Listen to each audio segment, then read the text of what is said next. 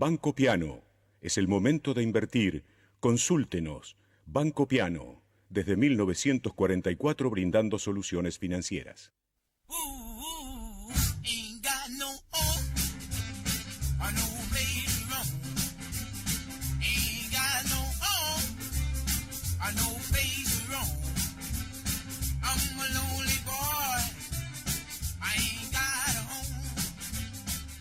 Así comienza Café, Finanzas y Reflexiones, con la dirección de Eduardo Corrado y la participación de el doctor Ricardo Malano, José Pablo da Pena, la producción de Claudia Acosta y Martín Say.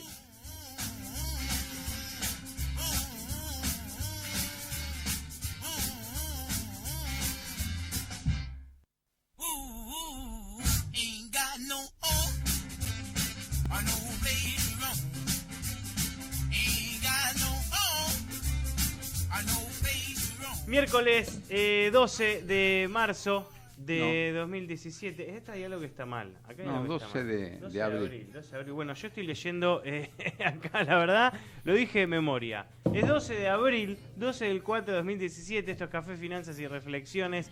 Estoy choqueado porque hasta hace un segundo nos podíamos ir tranquilos después del programa y ahora ya no, porque está cortado el obelisco. Hay paro nacional de estatales, cortes y demoras en el obelisco. Vimos que se estaba armando algo, bueno, los confirmamos, están cortando la 9 de julio. Eso me distrajo porque estaba pensando en el futuro, pero la realidad es que ahora son las 12:06 del mediodía de este miércoles 12 de abril de 2017. Está Ricardo Malano, está Javier en la operación, está Claudia en la organización general y está la editorial de Eduardo Corrado. Buenas tardes, queridos oyentes, y solamente vamos a hacer alguna reflexión, ¿no? Tomás Abraham, un filósofo argentino, que Wikipedia, por supuesto, pone mal la fecha de nacimiento, pone 1916, nació en 1946, por lo cual pertenece a esa generación rebelde, y él mismo lo dice, ¿no? En una de las entrevistas dice que leyendo los libros de filosofía a los 15 años se convierte en rebelde y empieza a desobedecer a sus padres y al mandato de esa época, de esa sociedad. Una sociedad que él nace en la época entre las democracias y las dictaduras. La generación del 60 pertenece a esa época, se convierte en rebelde. Y las democracias, que teóricamente piensan a gobernar Argentina a partir de 1983, el doctor Malano nos hace un aporte y nos dice que en esa época, del 83 hasta ahora, en tantos gobiernos democráticos que hubo, hay 40 paros, ¿no? Los 40 paros, justos o injustos, han ocasionado serios daños a la economía del país, serios daños a la forma de manejarnos nosotros mismos. Y a pesar de que estamos, vamos a decir la verdad a la gente, estamos a 4 cuadras del estudio de acá, tenemos que pasar frecuentemente entre las manifestaciones. Y entonces las manifestaciones donde te dejan pasar o no y donde vos tenés que gambetear mejor que Messi, que ayer jugó mal, entre otras cosas, tenés que pensar, ¿no? ¿Qué pasa con esto? Y con estas cosas de los cortes que han producido estos daños, que vuelvo a repetir, han producido daños en la forma, más que en la economía, en la forma de vivir. Y si esto no es violencia, la violencia que son los bombardeos a Siria por parte de Estados Unidos, las incumbencias de Rusia con respecto al mundo, o las encíclicas papales que buscan la paz. Cada una de estas cosas sumadas es, y muchas más, ¿no? Por supuesto, sería una pedantería de parte nuestra que lo que decimos nosotros es solamente esto. El mundo y muchas más viven en una crisis que hacen al cambio de la forma de vida. Y el principal cambio, el principal desafío es crear puestos de trabajo. Ustedes fíjense que en las clases magistrales de la revista Noticias, donde Vélez hace una exposición sobre las energías eólicas, solamente, parecen muchos, pero solamente hasta el 2030 van a crear 9 millones de puestos de trabajo, en un mundo que en el 2030 va a tener aproximadamente 8.500 millones de habitantes y gran cantidad de desocupados. Claro está que las reflexiones son a cargo de ustedes.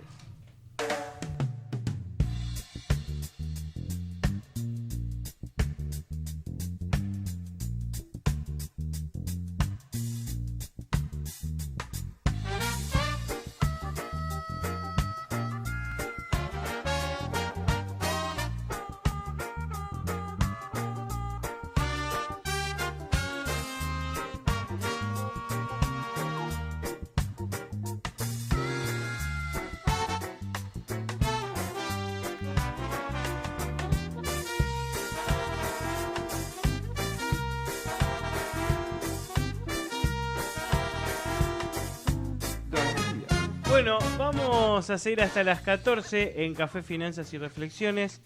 Vamos a escuchar un ratito a Ricardo Malano, que no habla habitualmente en los inicios, está ahí a la expectativa y se mete después, pero podríamos arrancar con él, que hoy vino con un montón de recortes también. He traído algún tema, no judicial exclusivamente, pero sí vinculado con los jueces.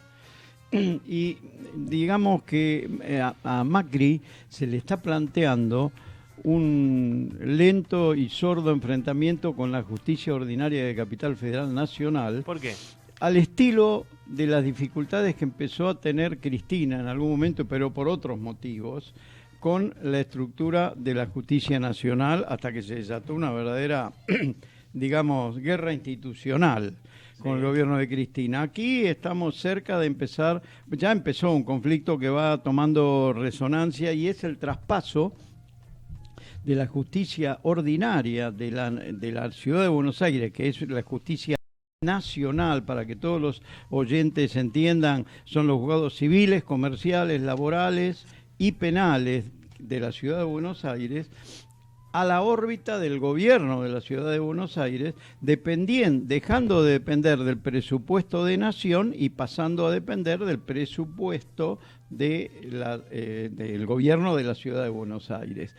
Los jueces, digamos, los funcionarios, o sea, que va de secretario para arriba, secretario, juez, camarista, ministro de las estructuras de las cámaras de casación, están en este momento resistiendo desde hace un par de años el traspaso. Un traspaso que es constitucional porque está previsto en la Constitución de la ciudad. ¿Pero cuál es la clave? ¿Por qué lo rechazan? Y lo rechazan por dos motivos.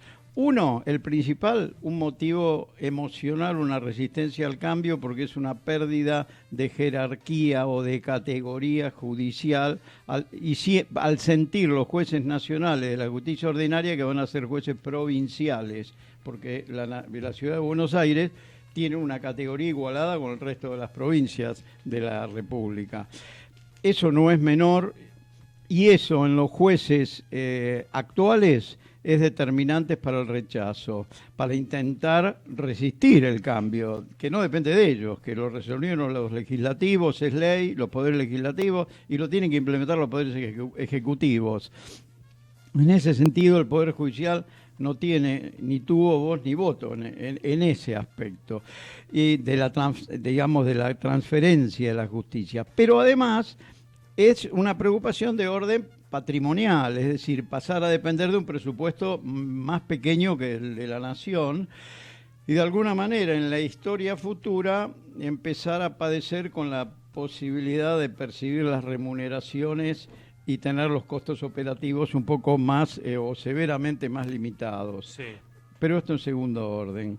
La gran resistencia actual, también, hay que decirlo, con incorporación de nuevos jueces, que de alguna manera entran con leyes de juego nuevas desde el punto de vista constitucional, se va a diluir hasta extinguirse, porque los nuevos jueces, una vez se produzca el cambio, van a entrar directamente en la órbita de Ciudad de Buenos Aires, y si quieren entrar en la órbita de Nación como jueces, solo les quedará el mundo de los juzgados federales en todo el territorio del país. Uh-huh. Que se va a reducir sensiblemente en su cantidad, y Corte Suprema, que seguirá dependiendo del presupuesto de Nación. Entonces, en este momento, Macri está empezando a recibir esa resistencia. Hubo recientemente un paro judicial bastante importante en Capital. por este tema. Digamos que a nivel de la oposición judicial es muy significativa, digamos, se hace sentir, pero yo creo que la inexorabilidad del traspaso está planteado, como lo fue lo de la policía, pero la policía tenían una función de menos posibilidad de hacer una fuerza dependiente del Poder Ejecutivo. Era más difícil producir la resistencia a la transformación, ¿no es cierto? Esto no es menor para la audiencia, porque a todos los ciudadanos nos compete, y todos los ciudadanos es bueno que tengamos conciencia de lo que está pasando en el mundo de la justicia, que eventualmente a todos nosotros nos toca recurrir a ella en algún momento. Vamos a decir que, como coincidiendo con un titular vinculado también con el tema judicial, con un titular de perfil, jueces con privilegio implican que no hay república. Esto es por el tema fundamentalmente de ganancias, que es otro aspecto donde los jueces ordinarios de Ciudad de Buenos Aires y los jueces nacionales están debatiendo y resistiendo la obligación de todo ciudadano de producir la declaración de ganancias.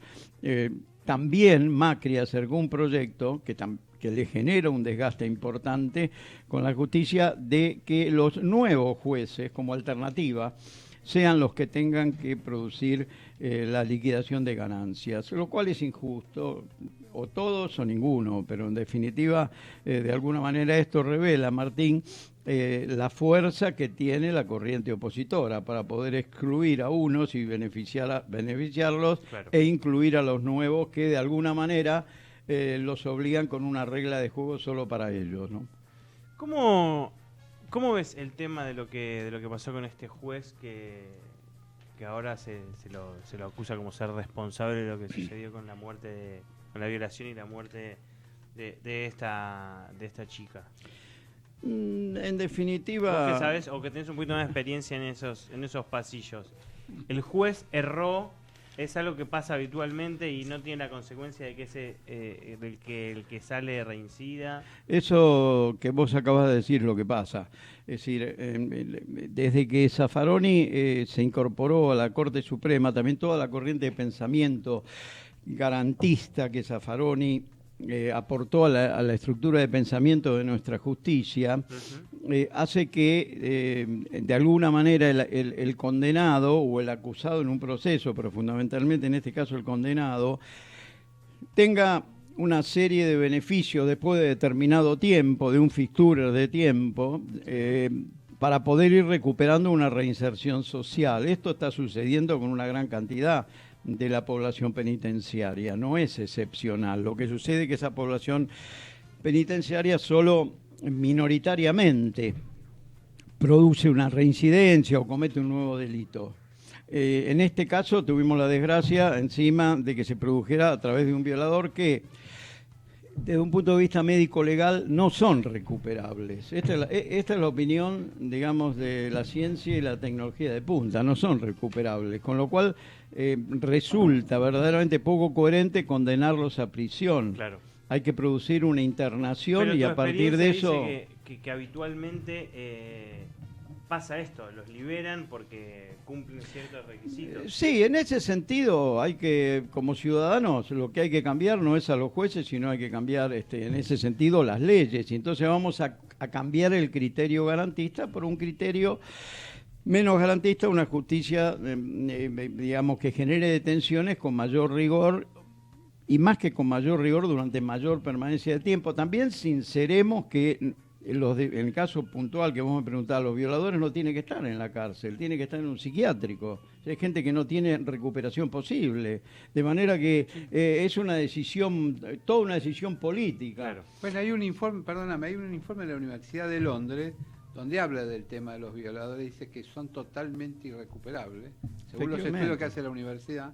Y también recomienda... ¿Irrecuperables? Dice que los violadores son en el 99,9% irrecuperables. Mirá. Y que recomiendan, eso sí, las casas de... Ellos en lugar de llamarlo psiquiátrico, lo llaman casa de salud para tratar de hacerle algún tratamiento. Y vamos a agregar que ese mismo estudio tiene un capítulo, un subcapítulo que habla de los drogadictos, ¿no? Es un flagelo que azota a la humanidad actual. Y entonces dice que solamente el 3% son recuperables, siempre y cuando vos logres insertarlos en trabajos que le permitan hacer olvidar el tema de la droga. Y no dejan de incluir como droga el cigarrillo. Sí, Ojo. que es una adicción, igual que el Claro. alcohol, es una adicción Y- similar a la y droga, por lo que yo tengo entendido y tengo Más fuerte visto. y otra droga es, por ejemplo, el exceso de bebidas alcohólicas. Por ejemplo, el Exacto. exceso de vino produce exactamente lo mismo. A lo que vos decís, en el caso de los violadores, volviendo a ese tema, Sí, esto lo hay- hizo la Universidad de Londres. Yo te digo lo que dice la Universidad de en, Londres. en Inglaterra se debatió mucho tiempo la posibilidad de castrarlos, Sí. sobre todo el derecho sajón, Y que en es la un de- India usaron el tema aquí, trataron de usar el sistema químico. el sistema químico, producir una castración Dime, y ahí los- sí producir una libertad, digamos, una reinserción social a partir de esa limitación. ¿no? Tranquilo ¿verdad? que están proponiendo. No, bueno, a veces tenés que traducir un poco lo que pasa en la sociedad, ¿no? Entonces lo que pasa en la sociedad es esto y tiene efectos, digamos, en la vida diaria, aún en la económica, como por ejemplo los deportes, ¿no? Y A en- ver, vos querés mira, pelear ya. ¿Querés No, pelear desde no, que no, arrancó el no. programa? Estás hablando de Messi. No, no, Te voy a no, recordar Messi- que la Messi última ya- vez ya está, Messi ya. perdió 4-0 y después Ayer la sacó barata, 3-0. un la sacó heroico barata. 6-1. pero- 6-1, sí. Ayer la sacó barata. Ahora 3-0. Los Y- esperamos para la nueva hazaña. El martes o el miércoles, no sé cuándo es el partido. ¿Qué es? ¿Alguien sabe, martes o miércoles? ¿La revancha? Martes. Los esperamos para ver la nueva hazaña de Messi. Pero mira, acá hay un tema importante, ¿no? Mira, el presidente de Estados Unidos, Trump, el título de la revista The Economist dice Trump a un hoyo. ¿eh? Él fue el que llegó a gobernar porque prometió que gobernar era fácil. Claro, esto queda entre signo de pregunta, nosotros le agregamos signo de pregunta y nos vamos al corte.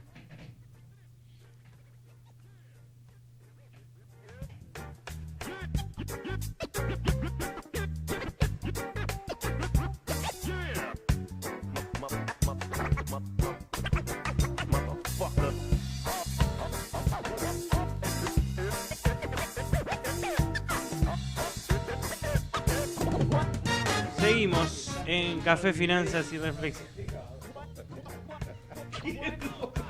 Estamos al aire ya en Café Qué gusto Finanzas. escucharlo, qué gusto como siempre estar presente acá y escuchar tanta José tanta Pablo sabiduría. Dapena, líder de la UCEMA en la parte de la maestría en finanzas. Líder. Me queda grande el adjetivo. ¿Hay hoy los mercados? ¿Hay datos de mercados? Sí, por hoy? supuesto, vamos a repasarlo, tenemos. Cuando los tengas, Vos sabés lo que decís. la gran noticia económica, financiera del día, que en realidad sucedió en el día de ayer, pero sin embargo está siendo publicada y están reaccionando los mercados en el día de hoy, es que subió la tasa ayer, Interés. la tasa de pases del mercado de pases, el Banco Central, la subió 1,5 puntos. Esto viene motivado principalmente por el hecho de que la inflación del mes de marzo dio un poco más de lo que estaba previsto, dio más de lo esperado, 2,4 si mal no recuerdo. Entonces esta aceleración o 2,4 exactamente. Y esta no sé si aceleración, pero este recalentamiento hizo que el Banco Central, fiel a lo que es una política monetaria que busca defender la estabilidad del peso, en este caso, y la estabilidad de la moneda, lo que hace es encarecer el costo o de alguna manera dar un premio o dar un subsidio a quienes decidan tener pesos en la forma de una tasa. ¿Bien? Entonces esa fue la gran noticia. Algo similar a lo que uno está observando en la economía argentina es algo similar a lo que sucedió en la economía estadounidense. Para los que tienen más edad, vos, Eduardo, que en esa época, en la década del 80, ya tenías como 80 años. ¿De qué año sos vos? Así, a fin del 46. ¿No sos como Carlito Balá, que ya 90 y pico tiene? No disimulé porque Ah, me compré bien. otro documento. Ustedes dos, por ejemplo, vos, Ricardo, y vos parecen de 50 y pico. La verdad que están muy bien conservados. Felicitaciones. La gente no lo puede ver Es un porque es tratamiento- radio esto, pero, un tratamiento pero alguna especial. cosa rara, algún retrato de Dorian Gray deben tener ahí escondido en el ático, ¿no? No, te vamos Bueno, a- pero en la década del 90 había sucedido algo similar. En la década del 80 en Estados Unidos. En la década del 70, volviendo un poco más atrás, gran parte de los problemas geopolíticos que existieron vinieron motivados por los conflictos en Medio Oriente y por la suba del precio del petróleo, ¿no? Muy Que alto estaba. Recuerdo que subió de manera bastante significativa, lo que creó un exceso de dólares en el mundo en la década del 70, los famosos llamados petrodólares, Claro. que justamente daban crédito barato y que le permitieron a países como Argentina acceder a crédito barato durante la década del 70, la dictadura, que después generó la base de lo que fue posteriormente la deuda externa. Cuando Paul Volcker llega a la Reserva Federal en la década del 80 con Reagan, si mal no recuerdo, la presidencia de Reagan, se encuentra con una inflación bastante significativa. Y lo primero que hace es subir la tasa, la subió a 2 dígitos. Realmente cuando uno ve el histórico de tasas de interés de la Fed, tiene un pico, si mal no recuerdo, 80, 81, 82. Eso también motivó la crisis de los países latinoamericanos, porque al estar endeudados, de repente le suben la tasa y obviamente no pueden atender los servicios de deuda. Exactamente. Porque ¿bien? al principio, Entonces, lo que vos decís, perdón, al Sí. principio de este proceso no estaban endeudados los países. no, por eso sucedió No, con los petrodólares. Y produjo un efecto, digamos, también en la propiedad inmueble en la Argentina, porque el sueño del argentino, digamos, medio, que había llegado a tener, suponete, entre $500,000 y $1.000.000, cobraba colocando el dinero, por ejemplo, en Suiza, entre un 6-7% anual de interés. ¿Qué era eso? Suponete tuvieras $1.000.000, que era muchísimo. Eran $70.000 por año de intereses, que equivalían a comprar 6 departamentos de un ambiente. Oco, en precios relativos es esto. A 6 departamentos de un ambiente. Entonces volvían a tener una renta sobre algo que ya estaba construido y no producía realmente un crecimiento en la construcción, sino que era comprar un usado y alquilarlo. Claro, en el mercado secundario. Entonces, cuando llega Volcker se encuentra con estas presiones inflacionarias, lo que hace es subir la tasa, lo cual provoca una recesión en la economía norteamericana también en la década del 80, comienzo del 80. Una combinación de inflación, altas tasas y recesión, que después de alguna manera sentó las bases para lo que fue posteriormente el crecimiento, ¿no? El crecimiento de la economía estadounidense que se vio, salvo el 2001 y el 2008, se vio de una manera bastante continuada. Argentina se está enfrentando a una situación de esas características también. El rol del Banco Central apunta, o la señal que dio ayer, fue específicamente a defender el peso, a darle un premio, a darle un subsidio a quienes tienen tenencias de pesos en la forma de una tasa. Eso terminó impactando en los mercados, ¿no? Porque, por ejemplo, el dólar oficial hoy cayó. Obviamente, al hacer más atractivo el peso, al darle un subsidio, un premio a quienes tienen pesos, eso hace que el dólar pierda su atractivo, pierda parte de su carga. Y ese es el problema que está sucediendo en este momento. El atractivo del peso hace que el peso se vuelva atractivo por las tasas de interés. Entonces, eso hace que el dólar deje de ser atractivo, con lo cual pierde valor. Bien, de todas maneras, por las tasas de interés entran dólares, que a su vez son monetizados por el Banco Central, que después los tiene que rescatar. Entonces, el gran problema en este momento pasa por cómo se... Es decir, está habiendo una, no sé si una brutal, pero una gran transferencia de recursos desde el sector privado hacia el sector público y desde el presente hacia el futuro, a través de la tasa de interés. Ojalá que esta apuesta o esta firme decisión de mantener el valor del peso dé resultado, esta decisión de atacar las causas de inflación, porque en definitiva ese fue el rol histórico del Banco Central hasta que le cambiaron su misión. Antes entrabas al Banco Central y decía que la función del Banco Central es mantener la estabilidad del peso, ¿no? De la moneda nacional. ¿Bien? Y después le cambiaron para decir que la función del Banco Central era mantener la estabilidad del peso, crear empleo, bla, bla, bla, todo. Es como que, entonces no se puede pretender que con la tasa de interés se solucionen otros problemas de economía, porque vos tenés un instrumento para un problema. No podés tener, no podés matar con una bala un chancho, una jirafa, un elefante, salvo que estén todos en línea y tenga suerte. Y en tu opinión, ¿por qué se produjo esta lenta transferencia como de espacios al Banco Central, que son netamente de economía? No, que en realidad no es una transferencia, en realidad lo que está sucediendo es el Banco Central está diciendo, si veo, es decir, ¿cuándo reaccione? Lo mismo que va a pasar en Estados Unidos. ¿Cuándo reacciona un Banco Central con respecto a una eventual suba de tasas? Cuando se da cuenta que la inflación realizada es mayor que la esperada. Entonces, en ese caso, ajusta la tasa de interés, la eleva justamente para defender la moneda, para hacer más atractivo el peso, para que la gente se quede en eso. Pero eso repercutió en los mercados. El dólar oficial cayó hoy, por ejemplo, un 0,45%. El Merval cayó también porque se incrementa el costo de oportunidad. El Merval está denominado en pesos, entonces en definitiva termina siendo una caída del Merval en pesos. 20.856 está cayendo en el día de hoy, 0.65%. El Dow Jones, que no tiene nada que ver con esto, también cayó 20.601 puntos, un 0.24%. Y el petróleo, que ya habíamos anunciado la semana pasada, Sí, que había un target de $60, ya está en 53,40, 0,60%. En lo que hace a las bolsas transportadoras Gas del Sur, el Merval ya dijimos que están levemente en caída, y las principales de las que están ganando y perdiendo: Transportadora Gas del Sur, TGS, subiendo un 2,65%, y Tenaris, en este caso, cayendo un 3,58%, lo cual es un poco raro porque en definitiva Tenaris siempre se mueve, o es una de las empresas empetroladas que se dicen del Merval, o sea, de aquellas que dependen en cierta forma del precio del petróleo. Siendo que el petróleo está subiendo, puede haber otros factores que estén afectando, incluyendo factores como la suba de la tasa de ayer. Los bonos públicos, ¿cómo reaccionaron todos? A la baja, ¿bien? Porque al hacer más alto el costo de oportunidad del dinero, eso termina repercutiendo en que la tasa de descuento es mayor, y todos los bonos cayeron entre 0,44, el Bonar 17, el Bonar 24, el Discount y el Par, cayeron entre 0,44, 0,46, 0,85 y 0,10% todos. El único es el Bonad, que es un bono dólar link, que se mantuvo constante. Finalmente, lo que hace al riesgo país, está en 439 puntos básicos. La tasa Badlar subió nuevamente, se mueven en tándem la Badlar, la Baibar y la del plazo fijo. Y lo que hace a los commodities, como dijimos, el petróleo subió, el oro está levemente en suba, un 1,62%, y el maíz y la soja para abajo en Chicago, el trigo para arriba. Y el dato que le gusta al señor acá... Bitcoin, dame Bitcoin. Exactamente, dame usted Bitcoin. que le gusta el Bitcoin, ya se ha hecho adicto al Bitcoin, ya, así que como una de las características distintivas de este programa, para los que están interesados, damos la cotización del Bitcoin. Hoy está cotizando a $1.221 el Bitcoin, un menos 3,65% con respecto a ayer. ¿Y cómo estaba la semana pasada? Porque hoy, ¿qué día es? hoy es miércoles 12 de abril. Miércoles 12 de abril. Miércoles 12 de abril. O sea que la semana pasada era el 5 de abril. Sí, a ver Estaba cómo... en 1134, o sea que subió menos de un 10%, subió. Una moneda volátil. El otro día me tomé la molestia de calcular la Es muy volatilidad del volátil. Bitcoin.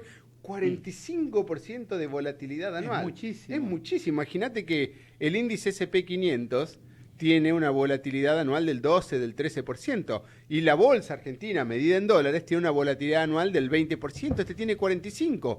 Alguien en algún momento me comentó, una persona que conozco, me dice, sí, pero en realidad lo que deberías fijarte es la correlación del Bitcoin con el resto de los activos financieros para ver cómo encaja dentro de un portafolio.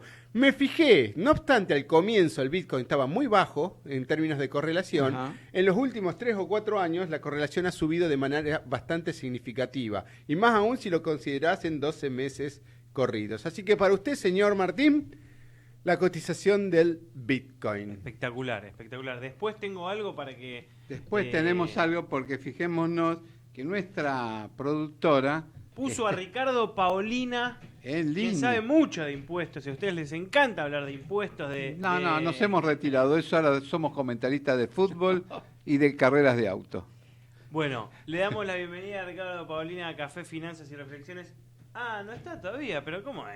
Pero yo no. vi, pero a mí me hicieron A usted lo hacen entrar como un carteles, chico, a usted lo hacen entrar como una doncella. Te quiero Fíjese. decir algo, porque después quiero hablar con ustedes dos que saben mucho de economía, porque tengo el primer pasito, hay un test online para invertir en un fondo de inversión. Está frito. Me no gustaría que lo no hagamos puedo, juntos. No puedo, porque yo pertenezco a ese 51% de argentinos que duermen menos de 6 horas por ¿y día. yo? Estoy ¿Y yo? estresado. Usted duerme menos. Mire, justamente hablando de ¿Y eso, yo? acá tengo algo para comentarle. Mire, una frase, les gusta porque ya no se llama más autoayuda.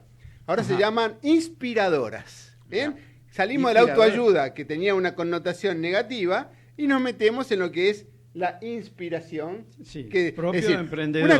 una cosa es un libro, no, pero independientemente del ámbito, una cosa es decir, tengo un libro que es de autoayuda, que suena un poco de alguna manera Sí, Sí, sí. una muleta. peyorativo, feo, bien, Una muleta. a decir que tengo un libro inspiracional, ¿no? Y en este caso, fíjate, depresión. Concepto de depresión, para vos, Martín. ¿Qué tal? ¿Cómo estás? Exceso de pasado. Seguimos. Ah, Estrés, las novias que lo estrés, abandonaron, estrés, que estaba diciendo que estaba estresado. Y sí, Exceso de presente. Y para usted, que es ansioso, doctor Malano, exceso de futuro. vámonos al médico. hablando de Vámonos al ansiosos, médico. De las tres prefiero el exceso de futuro, porque de alguna manera... hablando de ansiosos, Claudia Estado. Acosta, que está muy ansiosa, pues está muy estresada porque durmió menos de 3 horas. Vaya uno a saber por qué.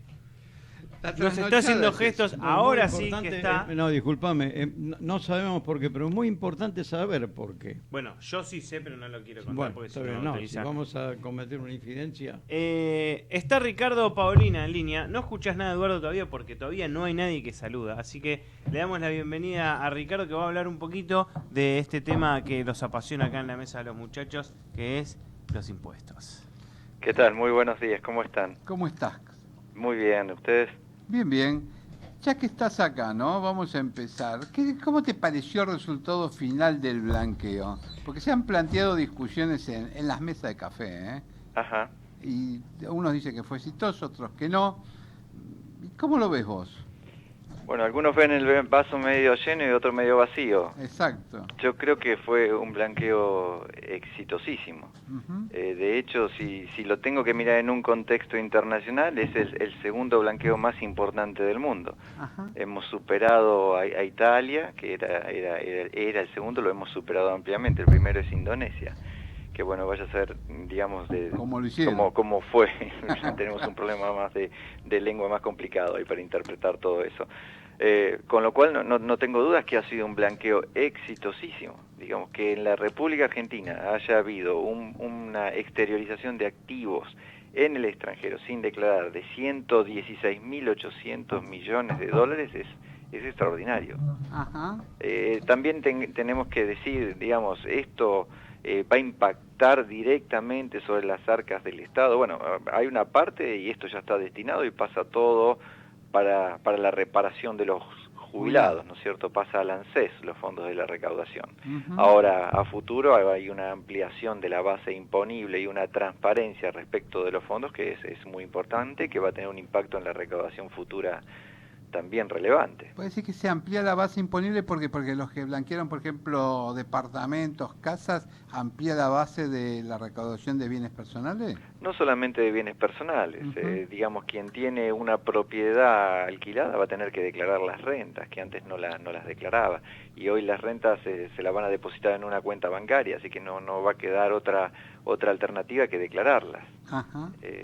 Digamos, no solamente es bienes personales, digamos, quienes tengan inversiones en forma personal, algunos dirán, bueno, pero no es lo más conveniente desde el punto de vista tributario porque tenerlo a nombre de una sociedad, digamos, por ahí con jurisdicción extranjera permite un diferimiento del pago del impuesto, pero bueno, permite un diferimiento que cuando lo quieran utilizar tiene una un impacto fiscal del 35%, menos que y en cambio si esa inversión en acciones que tenga en el exterior, o sociedades que cotizan en bolsa, no sé, en Nueva York, lo tiene a título personal, tiene una imposición del 15%.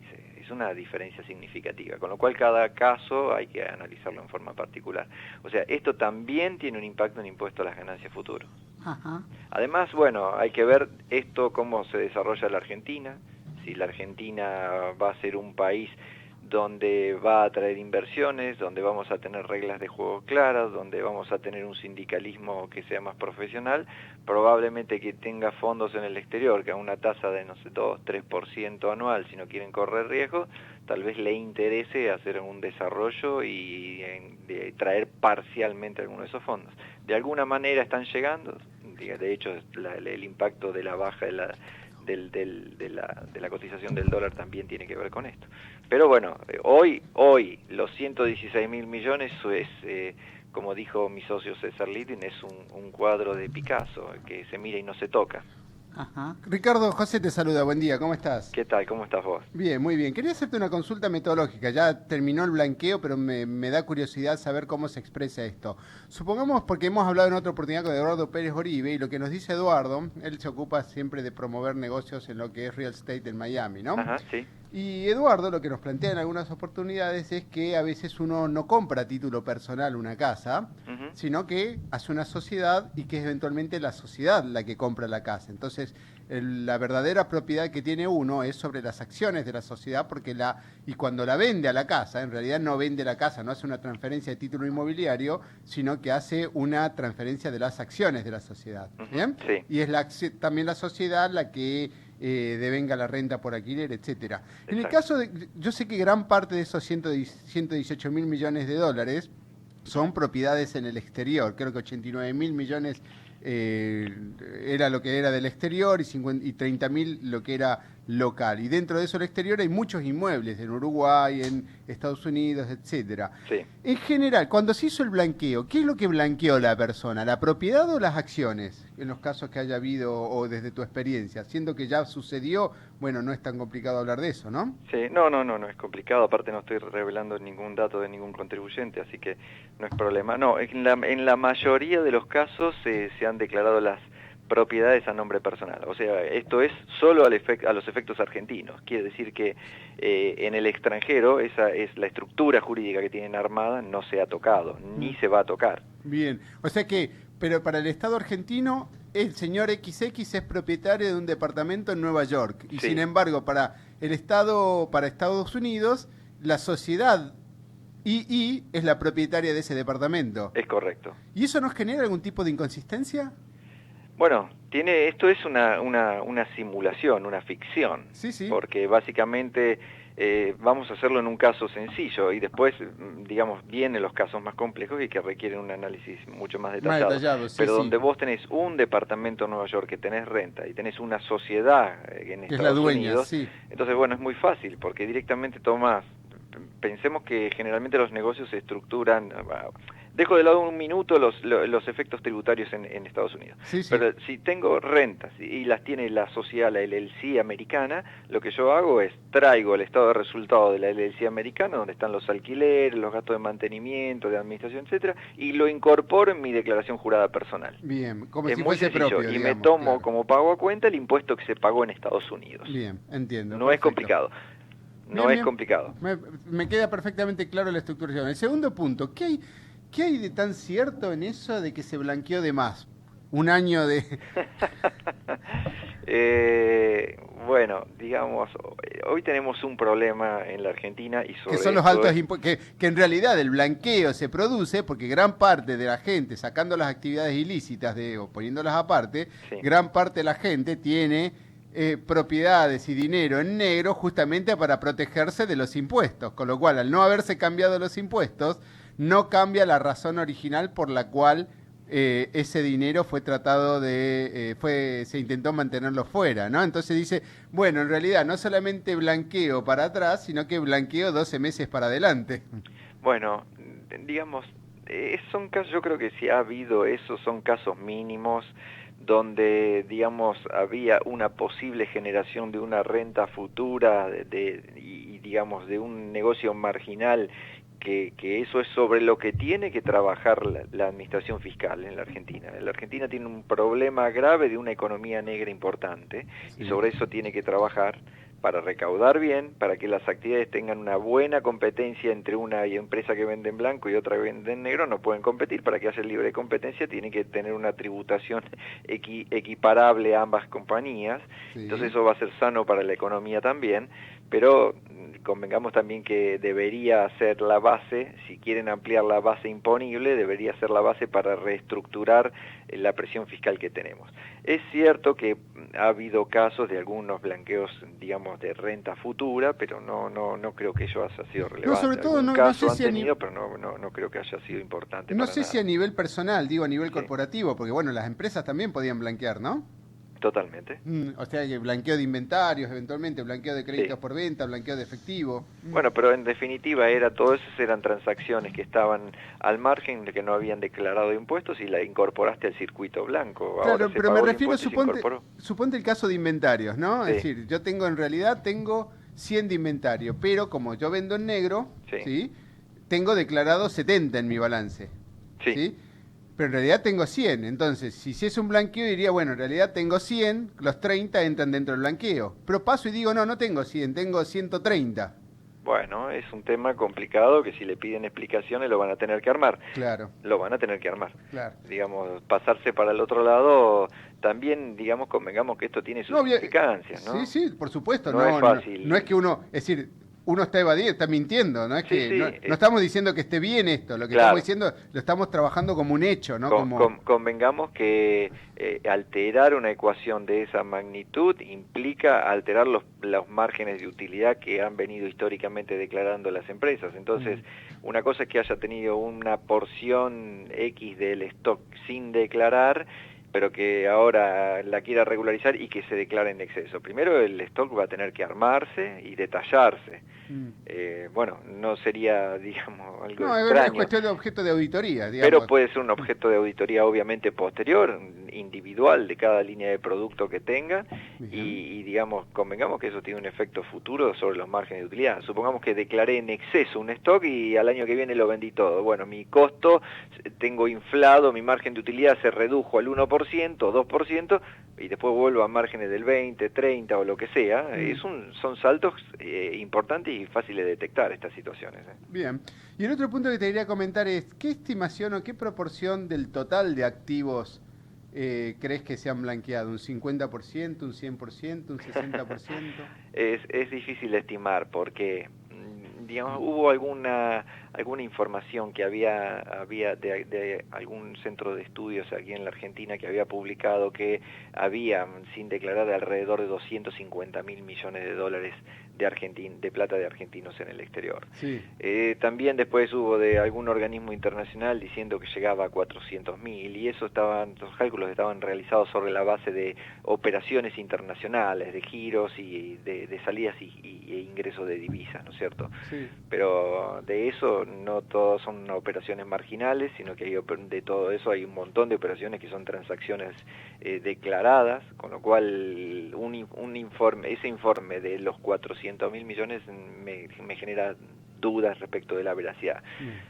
La posibilidad de que existan 250.000 millones de dólares de argentinos en el exterior, y bueno, puede ser que exista eso. Ahora, todo sin declarar lo dudo, digamos. Acá en base de AFIP había 30.000 millones que estaban declarados en el exterior, pero también hay compañías en el exterior, y eso no quiere decir que la compañía que hace transacciones y que no esté declarada. Es decir, es un cálculo difícil y de poder dar veracidad. Bien. Yo creo que este blanqueo fue muy exitoso, es récord para la Argentina, récord también mundial, y es sano para el país. Lo que ahora esperamos que la sociedad actúe en consecuencia, y cuando me refiero a la sociedad me refiero a todos los actores, me refiero al sindicalismo, me refiero al empresario, me refiero a los políticos en general, digamos, que actúen en consonancia y todos hagan un sinceramiento, ¿no? Bien,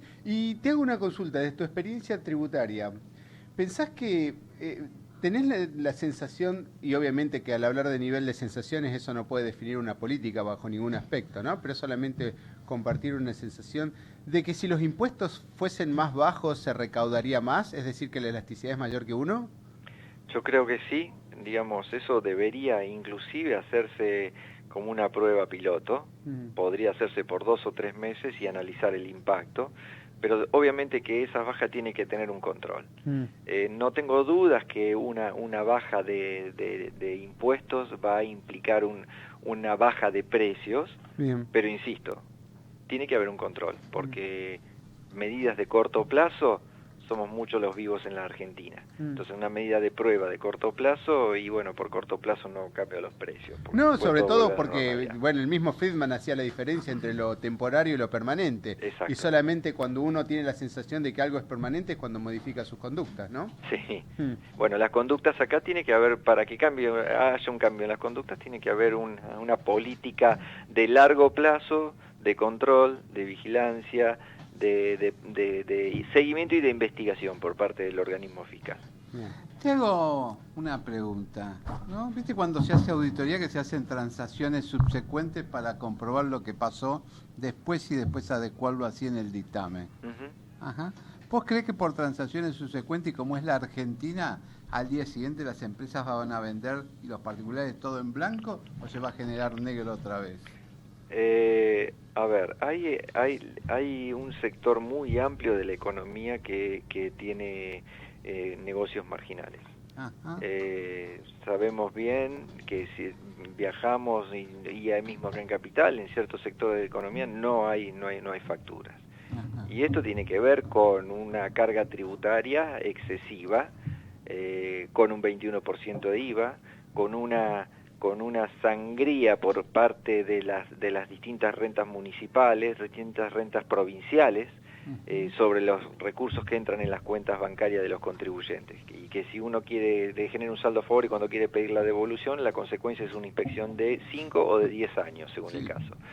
Entonces, para que haya una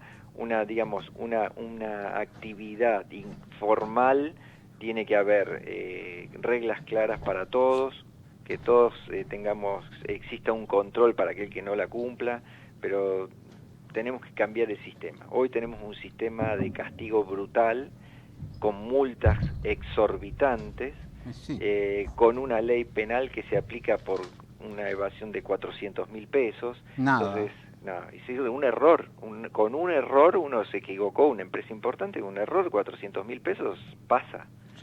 Y no puede ser que se movilice toda una estructura judicial por un error, o después tendrá que defenderse uno que fue un error, pero por 400.000 pesos. Hay que ver esta magnitud de cosas y este grado de objetividad que ha perdido las distintas leyes fiscales y parámetros en función de la inflación que hemos tenido.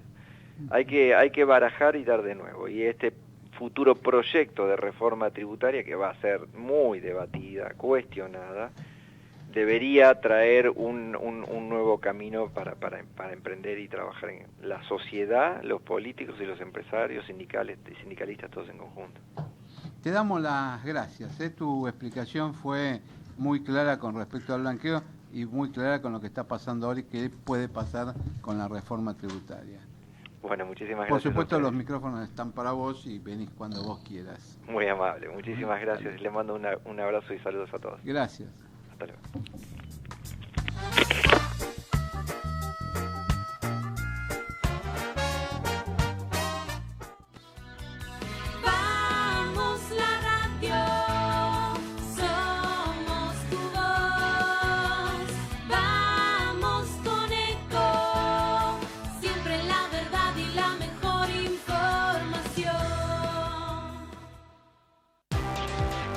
Pero qué tarde, ¿qué se me hizo?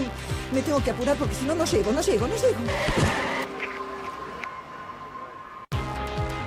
No. ¿Pero seguro? ¿Qué problema? Bueno, vamos a encontrar una solución. Bancame ahí que en 2 minutos estoy con vos. Bueno, vos ahora te tenés que ir. Sí, pero yo quiero hablar de esto ahora. Cuando llegue a casa te llamo. 3 de cada 10 muertos en el tránsito son peatones.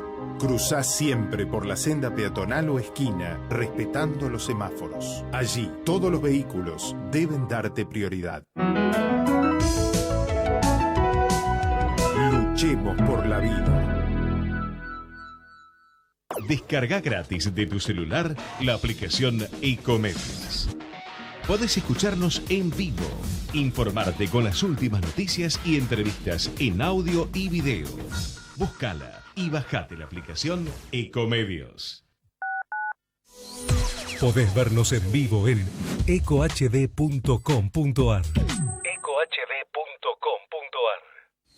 Conectate con nosotros. Línea directa 4-325-1220. Global Inversión. El único fondo de inversión agropecuario focalizado en especies aromáticas. Más información en nuestra página globalinversión.com. En noticiasyeconomía.com.ar vas a encontrar la información y la opinión que no sale en otros lados. Gestión integral de inversiones inmobiliarias en Miami. Eduardo Pérez Oribe, presente en el mercado de Miami por más de 25 años, le brinda servicios de asesoramiento, búsqueda y análisis de opciones, gestión integral de la compra y administración posterior de su propiedad para que su decisión de invertir en bienes raíces en USA se concrete con óptimos resultados. Le ofrecemos un servicio diferenciado que incluye la compra y la gestión de todos los aspectos pre y post compra. Intertrust Realty. Teléfono 52 56 7136.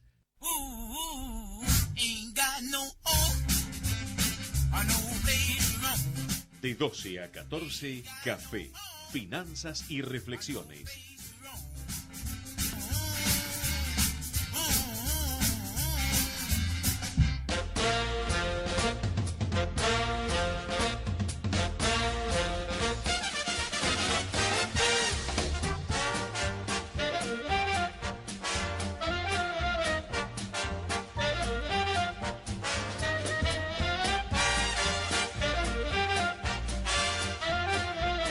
Seguimos en Café, Finanzas y Reflexiones y la mesa está completa, así que ya se pueden poner los sanguchitos de miga, la limonada con sabor a pepino que trajo José de Apena, porque Edgardo Mentira, yo no traje nada. Esos son los sabores que te gustan a vos, que reflejan tus preferencias, tu personalidad. Está muy bien Limonada lograda. con sabor a pepino, ¿qué viene después de esto? Horrible, pero bien lograda. Hemos pasado todos los límites ya. No, para mí lo superó cuando hicieron las tostaditas con sabor asado. No, pero eso es rico. No, pero comete un asado. Bueno, No, para mí lo supera cuando tenés esos helados con gusto a cosa salada. La verdad que no entiendo a quién le puede gustar eso. Yo creo que no lo venden, lo hacen como un mecanismo de promoción. Tal heladería, entonces todo el mundo dice, mirá, en tal heladería, nunca lo probaríamos, pero... y comprás Zamballón después. Sí. Bueno, se completó la esos mesa. gustos, Zamballón? ¿Cuál era el otro? ¿Quinotos al rum? Sí, cerezas al marrasquino. No, pero está de moda maracuyá. Maracuyá, todo lo que Todo hace ahí, mal todo. a las papilas. ¿Por qué? Por lo ácido. Ay, Bueno, sí. Edgardo Zablowski está en la mesa, completa nuestra mesa en este almuerzo que Eduardo Corrado hace todos los miércoles.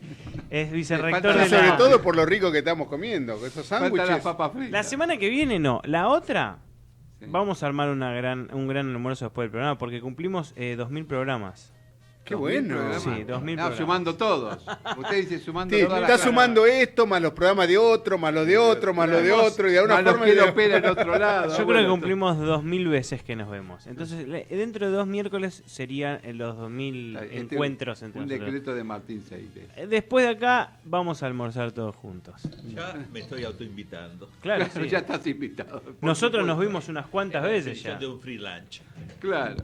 Bueno, ahí estamos, ¿no? Justo está el doctor Sablos, que es el vicerrector de la UCEMA, pero es un especialista en educación. Ha publicado numerosos artículos que ha tenido la amabilidad de mandarnos cada vez que lo hace por mail. Inclusive algunos bastante polémicos, picantes. La Educard, yo leí la Educard. Bueno, sí, la Educar, eso es lo que más me gusta, eso de que cada uno pueda con la tarjeta ir mandar a los chicos al colegio que le gusta, porque ojo, desmistifiquemos un poco. La educación pública no es gratis, son los impuestos Lo que la y los pagan. impuestos en exceso que se pagan. Y los que no pagan, que lo aprovechan.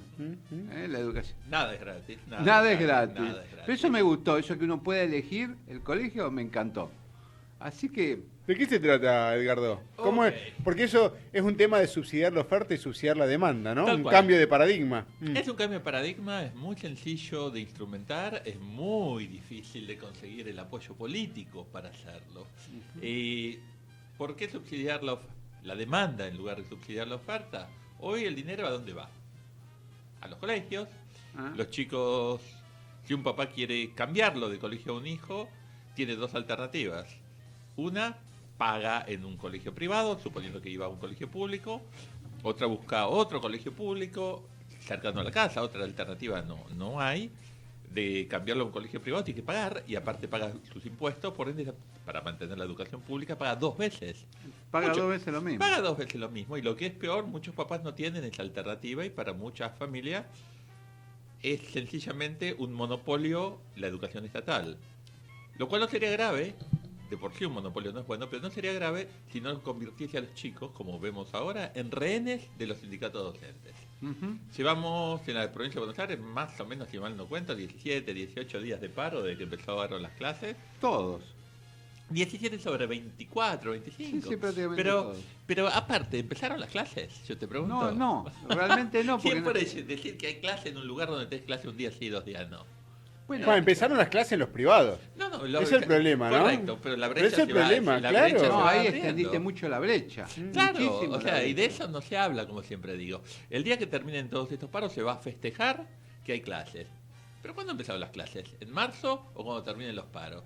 Los chicos no tienen clases, los chicos no aprenden, y la idea de una tarjeta, Educar es el nombre que se me ocurrió ponerle, es darle a los papás la libertad de elegir. Si los papás pueden elegir con los pies, es decir, si O no sea, hay clases es en un direccionar colegio, el subsidio. definitivamente, direccionar el subsidio que sigan los alumnos y no a los colegios.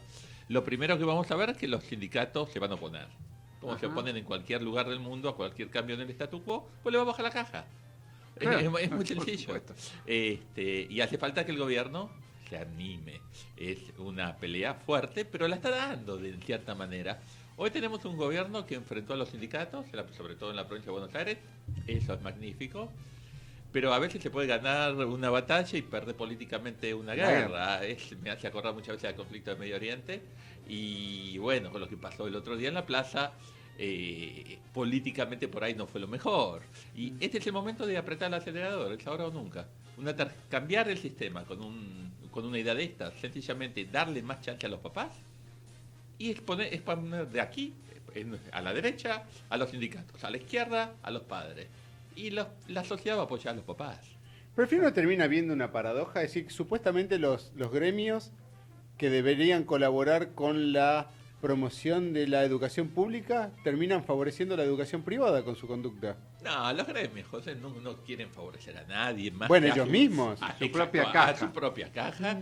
Si uno mira, como siempre digo en el diccionario, cuál es el objetivo de un sindicato, definitivamente, vamos al caso del sindicato docente, no es apoyar la educación de los chicos, la educación pública, sino supuestamente mejorar la calidad de vida o los ingresos de los afiliados. ¿Y por qué se ha logrado, por qué se han podido de alguna forma generar esa aurea de intocables de los es decir, que todo lo que esté vinculado con la educación es sagrado o es intocable? Es decir, porque por ejemplo, veía un tuit el otro día que decía se pasó un límite, se agredió a un maestro en la plaza. Es decir, esa sensación, ¿no? Blanco. O sea, ¿Qué tiene de diferente? A ver. Bueno, es la imagen que tenemos todos nosotros en nuestro imaginario de la señorita maestra.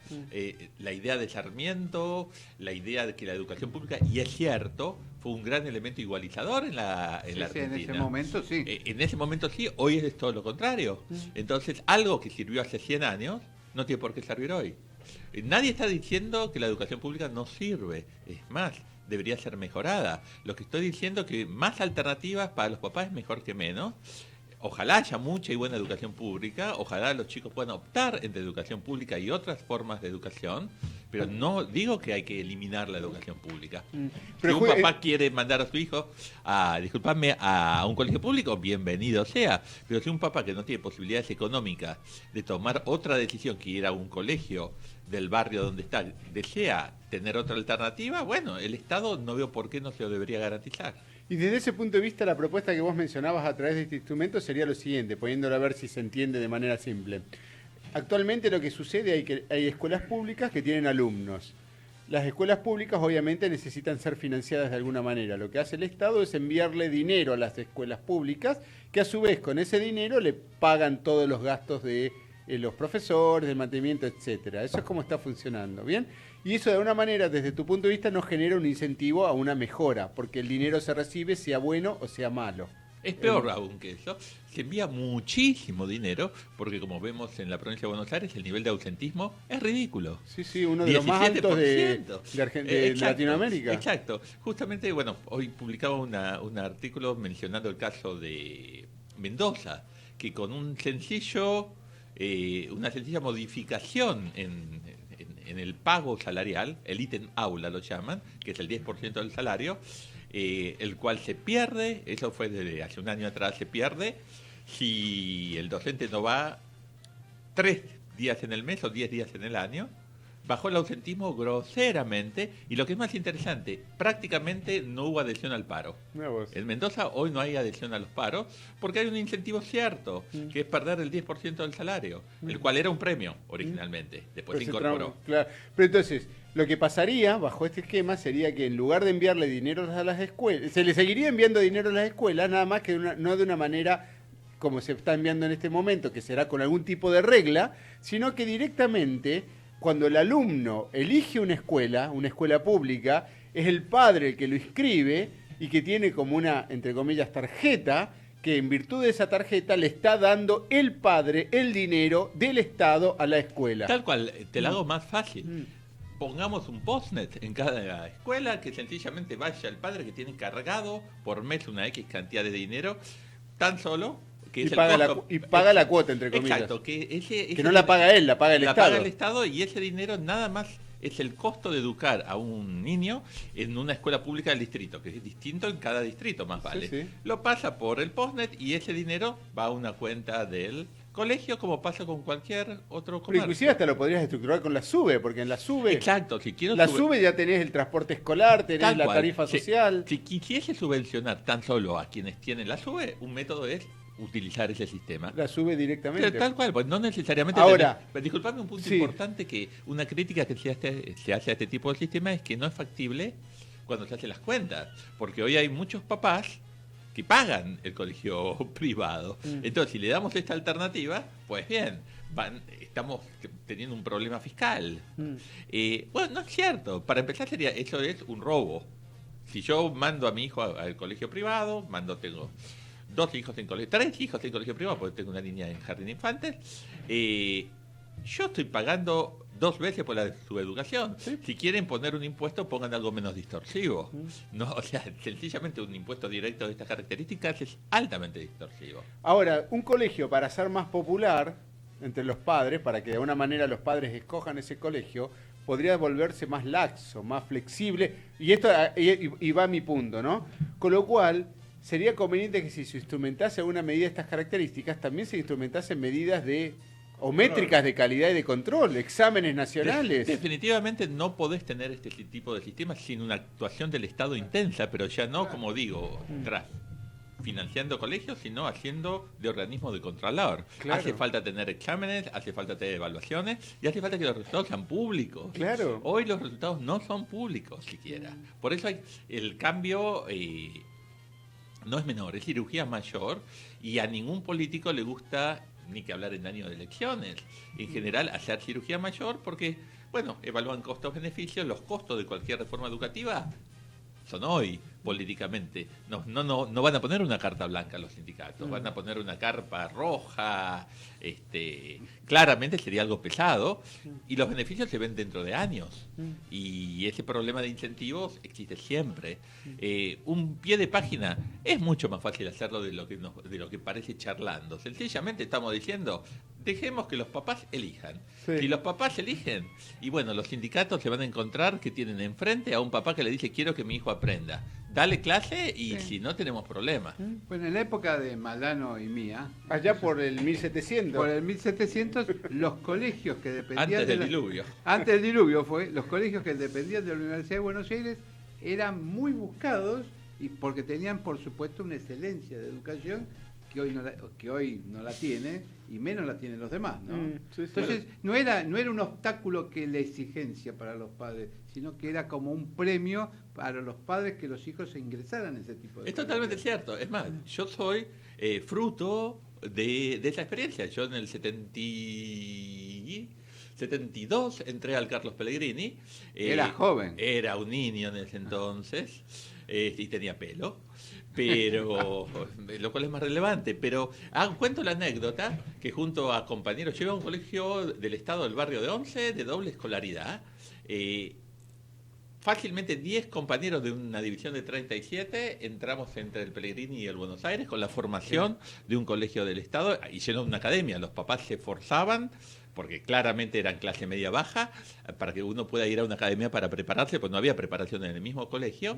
Y el año que yo di examen, porque esta anécdota es muy interesante, se vendieron los exámenes. Eso se supo la noche anterior al examen de ingreso, se canceló el examen de ingreso y el examen de ingreso fue 3 días después. Era un tema... Tuvieron que cambiar los temas. Cambiaron los temas, era un tema mayor. O sea, ¿Y vos ya habías comprado el examen o no? No lo logré, yo no tenía posibilidades económicas. No tenía posibilidades. Claro, eso le pasa por pobre, ¿ves? Es la discriminación, es la brecha. Eso es la brecha. Pero vos fíjate, vos en el 72 ingresabas al secundario, y Malán y yo lo vamos a decir con claridad, estábamos dando en distintas universidades, porque la del Estado se había convertido en jugar a la bolita. Nos tuvimos que ir a universidades privadas para poder terminar, y en esos años, en el 72, a mí me tomó el examen de validación Shuberov, que después fue rector de la Universidad de Buenos Aires. Inolvidable. Inolvidable, rector que era en ese tiempo se llamaba Sistemas en la Universidad de Buenos Aires. Te tomaban el examen, como era sobre cerrado, 2 sobres y vos elegías uno. Pero el tip vos te habías recibido de contador público, lo que fuese, o abogado, lo que fuese, pero después te llamaban por teléfono, el día 9 o 10 meses después, por teléfono, mañana venite a dar el examen de validación. Y con eso podías hacer la gestión de la matrícula. Y nadie protestaba por eso. No, al contrario. Era como una distinción dar el examen, y que te premiaran, a lo mejor entre los que estaban te premiaran con una mención de honor o a efectivamente, candidato a la medalla de oro. No, nos preocupaba que no nos llamaran a rendir el examen, no como ahora que digamos hubo casi 10 años donde se liberó de examen la escuela primaria, y la gente se sentía agraviada si le tomaban el examen. Nosotros nos preocupábamos, nuestras generaciones, por rendir ese examen. Pero lo que decía el doctor Zablocki, que esto es muy, muy importante, la reflexión de él, rinde con los conocimientos que había adquirido en la escuela primaria. Y yo cuento la anécdota de que cuando rendí examen también en el Nacional de Buenos Aires, aprobé, y fue excluyente el capítulo de geografía con lo que me habían enseñado en 5º grado de la escuela primaria, y esto era una demostración, a lo que dijo Zablocki, de competencia entre los que teníamos menos medios y los que habían podido ir a un instituto de capacitación para ese examen, ¿no es cierto? O sea, la escuela pública era buena. Era muy buena. Iba al colegio público, está enfrente de la iglesia San Telmo. O sea, y con eso, y que a su vez a la tarde un poquito de preparación, no mucho más, porque el profesor que teníamos en 6º grado nos daba 40, 50 problemas de un día para el otro, con lo cual me permitió sacar 10 en la materia matemática, 10 en el examen de ingreso, con lo cual logré ingresar en turno de la mañana. Exacto, aparte el turno no era por sorteo. No era por Yo también sorteo. ingresé a la mañana en base a las notas. Pero vos fíjate que había un premio al mérito. Hoy es por sorteo, tanto en el Pellegrini como en el Buenos Aires. De la escuela pública. Pero esto va un poco más allá también con el tema de los exámenes, porque vos, Eduardo, has sido un firme promotor de que en las diferentes profesiones se tenga que dar de manera periódica, cada 5 a cada 10 años, un examen de reválida para que obligue a la gente a información asimétrica. Pero los propios contadores se resisten a eso. Se resisten bueno, yo te conté, en el Consejo Profesional perdimos la elección por eso, porque Bertín y yo propusimos en la lista nuestra ir a dar un examen cada 5 años y perdimos la elección.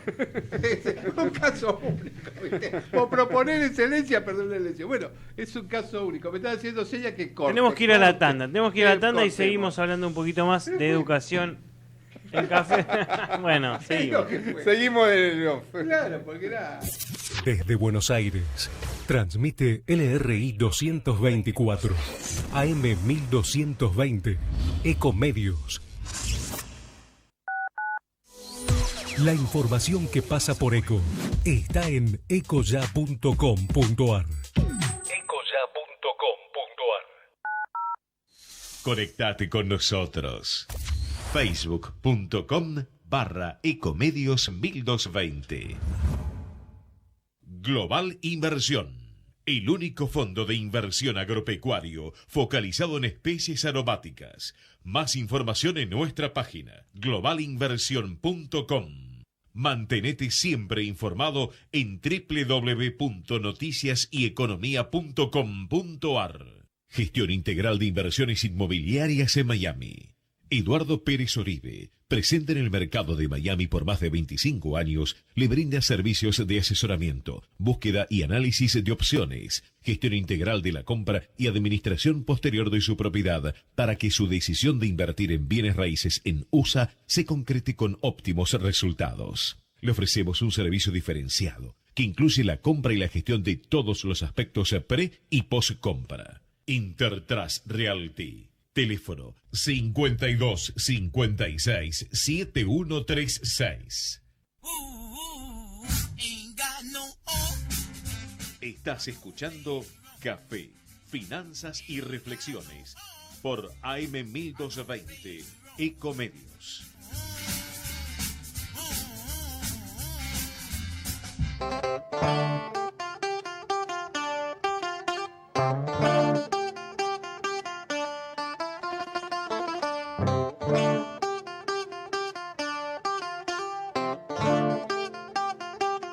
Seguimos en Café, Finanzas y Reflexiones en esta mesa de mediodía en el cual charlamos en nuestro encuentro 1998. Miércoles que viene, recordemos, 1999 y el otro, el encuentro número 2000, que vamos a celebrarlo. Sí, ya estoy pensando en eso, ya estoy sacando un número para eso, ¿eh? ¿Hay que hacer números? No, bueno, es una forma de decir, Said. Bueno, es como cuando yo siempre saco números para venir a verlo, para venir a escucharlo acá en su programa. Tengo una consulta que hablábamos siempre de las inversiones. ¿Tiene una entrevista o no? No, todavía no la tengo. Tengo la entrevista. No, todavía no está la entrevista. Sí, la tenés en el aire. Pero no proteste, Said. Tenga cuidado con lo que dice, ¿eh? Tenga cuidado con lo que dice, ¿eh? Confíen en mí. Ustedes. Yo creo que. ¿Sabe a qué me hace acordar? A la serie esa de Sledgehammer, Martillo Confía Hammer. en mí, es exactamente lo que hago. Y se caía todo. Sledgehammer. ¿Cómo? Ese el nombre que le pusieron es de tonto. Martillo Hammer. Martillo es Hammer. Hammer es martillo. Pero para nosotros la serie es Martillo Hammer. Claro, como... pero él se llamaba Sledgehammer. Está bien, pero el nombre que le pusieron para los latinos es Martillo Hammer. Claro, es como decir martillo, martillo. Es como que te dan la traducción en el título, sí. Martillo, martillo. Rima al oído.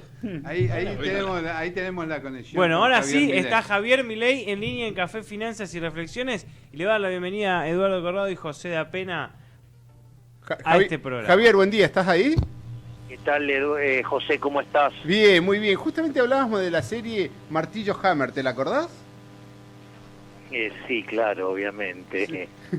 ¿Se podría decir que recordarla? Javier Milei es un sledgehammer de la economía? ¿Anda derribando diferentes preconceptos, mitos y leyendas? Bueno, de hecho, digamos, algo que me divierte mucho es esto de ir derribando mitos, ¿no? Sí, sí. De hecho, ayer, digamos, de mi nota en El Cronista me encargué de aniquilar esa estupidez llamada teoría no monetaria de la inflación. ¿Cómo es eso? Empecemos, ahí me gusta cuando arrancás con eso, ¿no? Cuando ya te entusiasmás con la furia. ¿Por qué la teoría no monetaria? ¿Qué es la teoría no monetaria del interés y qué es lo que supuestamente la sustenta? Es decir, hagamos un análisis al revés, un análisis científico al revés. ¿Cuáles serían los conceptos por los cuales se puede defender una teoría no monetaria de la inflación? Ninguno, porque es una estupidez. O sea, en principio, digamos, no habría por qué defenderla porque es una estupidez. Pero ¿cómo la sostiene el que la sostiene? Esa es la pregunta que me hago, porque cuando vos lo explicás suena tan obvio. Cuando vos escribís, ayer fue en El Cronista Comercial, ¿no? El artículo. Sí, exacto. Y suena tan obvio que uno no puede de alguna manera pensar cómo puede alguien sostener una opinión en contrario. Lo voy a entonces tratar de explicar por qué muchos economistas, ¿sí? Y si se los puede llamar economistas, sí. Caen en este error. Dale, eso sería buenísimo. Claro. La teoría no monetaria de la inflación, o también, digamos, la familia de los modelos estructuralistas, tienen en común 3 elementos, ¿sí? Sí. El primer elemento se llama el teorema de los precios relativos, que es un teorema de Olivera, que es una obviedad, digo que si la demanda de un bien crece más que otro, su precio relativo mejora, bien. Lo cual es una obviedad, ¿sí? El segundo punto es flexibilidad de precios a la baja, ¿sí? Lo cual en rigor no necesariamente es cierto. No es cierto que la evidencia empírica avale eso, Bien. porque de hecho los keynesianos hicieron culto de la inflexibilidad de los precios a la baja, y la verdad es que una de las cosas que probó Friedman y Schwartz en la historia monetaria de los Estados Unidos, capítulo 7, ese hermoso libro de 1963, sí, es que justamente los precios cayeron, y cayeron fuerte. O sea que en realidad, digamos, esto de que los precios pueden ser inflexibles a la baja es una cosa bastante moderna, y sobre todo de países que emiten mucho. ¿Sí? Y el tercer elemento que tiene es lo que se llama un modelo de dinero pasivo. Un modelo de dinero pasivo quiere decir que la cantidad de dinero crece acorde a cómo se comporta alguna variable. Entonces, por ejemplo, un modelo de dinero pasivo se llama patrón mercancía. Esto quiere decir que si los precios de los bienes suben, emiten contra eso. Hay uno que se llama patrón salario, y es que si suben los salarios, entonces se emite contra los salarios. Está el patrón externo, que es cuando vos tenés tipo de cambio fijo, entonces emitís en función de, digamos, los ingresos o egresos de divisas. Y después está lo que se llama el patrón crédito, que tiene que ver con el manejo de la tasa de interés. O sea, desde ese punto de vista, sí, disculpen, desde ese punto de vista se llama dinero pasivo porque de alguna manera reacciona frente a los acontecimientos. Exactamente, por eso, digamos, la obra de Olivera también está acompañado por un muy buen artículo, sí, que se llama Sobre el dinero pasivo, y que básicamente explica estos 4 modelos. Bien. Es un excelente artículo y que explica cómo la cantidad de dinero se ajusta ante distintas situaciones en las cuales van cambiando estas variables. Ahora, ¿qué es lo que pasa? Nosotros en economía, cuando hacemos equilibrio general, tenemos algo que se llama ley de Walras, ¿sí? Que dice que si n-1 mercados están en equilibrio, el restante también lo está. Exacto. ¿Sí? Porque la ley de Walras no es más ni menos que la restricción presupuestada agregada. Entonces, digamos, si n-1 están en equilibrio, el restante lo tiene que estar, y si vos, por ejemplo, en n-1 mercado vas a tener un exceso de demanda, desde el otro lado vas a tener un exceso de oferta, o sea, digo, tiene que ver con eso. Bien. Entonces, ¿qué es lo que pasa? Como si n-1 mercado está en equilibrio, el restante también lo está. ¿Qué es lo que pasa con los modelos estructuralistas? Sacan del análisis la ecuación monetaria. Ah, bien. Bien. Claro, entonces, digamos, creen que aparece la inflación y no se dan cuenta, ¿sí?, que en realidad la inflación está ocurriendo porque hay una convalidación monetaria. Claro. Por decirlo de alguna manera, suponete lo siguiente, que cambia la demanda desde un bien X a un bien Y. Entonces quiere decir que el precio de Y tiene que subir y el de X tiene que caer. Sí. Ahora, ¿qué es lo que pasa? Si los precios fueran rígidos a la baja, el precio de X no baja, entonces el índice de precios estaría un poco más alto, y eso generaría que al haber menos dinero en la economía, entonces el producto cae. Entonces eso supuestamente habilita al Banco Central para emitir. Entonces, ¿qué es lo que pasa? El precio que tiene que caer, que el de X no cae, pero permite que el de Y suba más. Entonces, y eso es lo que genera la convalidación monetaria, que hace que los precios suban. Bien. Ahora, el tema es creer que eso es una teoría no monetaria de la inflación, es una estupidez, porque si vos no aplicás la convalidación monetaria, ese proceso nunca tiene, digamos, no sucede, magnitud, por decirlo de alguna manera. Sí, sí, sí, sí. Y entonces, desde ese punto de vista, digamos que el fenómeno monetario termina siendo el causante, es un tema del huevo y la gallina. Sí, en realidad lo que vos podés decir, claro, digamos que la causación va digamos, en los modelos tradicionales iba desde la cantidad de dinero a los precios, y acá vos podrías decir que los precios van a la cantidad de dinero. Bien. Entonces, es interesante ese argumento, porque, o sea, ya dejamos de avalar la estupidez de la teoría no monetaria de la inflación. Sí, sí. O sea, es monetaria. No, que inclusive vos has sido bastante explícito al respecto en otras oportunidades cuando mencionás el hecho de que, bueno, que cómo se explica la inflación en una economía de trueque. Creo que ese ejemplo es demoledor, ¿no? Claro, digo, no hay inflación en una economía de trueque. Sí. O sea, si vos en una economía de trueque, digo, cuando sube un precio, automáticamente el otro tiene que bajar. O sea, si la cantidad de bananas que necesito para comprar peras sube, entonces la cantidad de peras que necesito para comprar bananas es más baja. Claro. Entonces, mientras que un precio se duplica, el otro cae a la mitad, con lo cual el efecto es neutro. Claro. O sea, no hay inflación en una economía de trueque. Exacto. Ahora, volviendo al punto, sí. Claro, entonces el punto es, ¿por qué Ahora, digamos, supongamos que estos orates que adhieren a esta nefasta idea de la inflación estructural hacen un upgrade, ¿sí? Y ahora pasan a entender que sí, bueno, hay el problema es la convalidación monetaria, que es un problema monetario, ¿sí? Que es un abuso del título, pero que en realidad ahora el tema es que es la causación, si va desde M hacia P, o sea, desde la cantidad de dinero hacia los precios, o si va desde los precios hacia la cantidad de dinero. Bien. Y acá es muy interesante qué dice la evidencia empírica, porque ahora es un problema empírico. El punto es que cuando la tasa de inflación es baja, ¿sí? A niveles de tasa de inflación baja, lo que uno ve que la relación causal no hay duda que va desde M hacia P. Bien. O sea, para niveles bajos de inflación, ¿sí? O razonables, la causación va desde la cantidad de dinero hacia el nivel de precios. O sea, el nivel de precios punto queda determinado por el nivel de excedente de oferta monetaria. Exactamente. Bien. Ahora, cuando vos en realidad mirás los casos de alta inflación, cuando haces el primer test, te da que la causación iría desde los precios hacia la cantidad de dinero. Ah, mirá qué interesante. Para altos niveles de inflación, te estoy diciendo, no sé, arriba del 20-30%. Bien, como el caso Ahora, ¿qué es lo argentino, interesante? digamos, ¿no? ¿Cómo? Como sería el caso argentino de los últimos años. Por ejemplo. Pero ¿cuál es la parte interesante? Sí. Que Robert Lucas, ¿sí? ¿Qué hizo? Hizo un modelo con expectativas racionales. ¿Y qué es lo que demuestra? Que si los agentes toman, digamos, forman sus expectativas racionalmente, ¿sí? En realidad, y esto, digamos, esto es un chiche hablar de expectativas racionales, pero digo, pongámoslo en los términos de alguien común. A ver, vos si tenés que hacer una transacción a un año, ¿lo harías sin tener en cuenta o teniendo en cuenta la inflación? Teniendo en cuenta, por supuesto. La que viene, no la pasada, ¿no? Claro, exacto. Entonces, ¿qué es lo que pasa?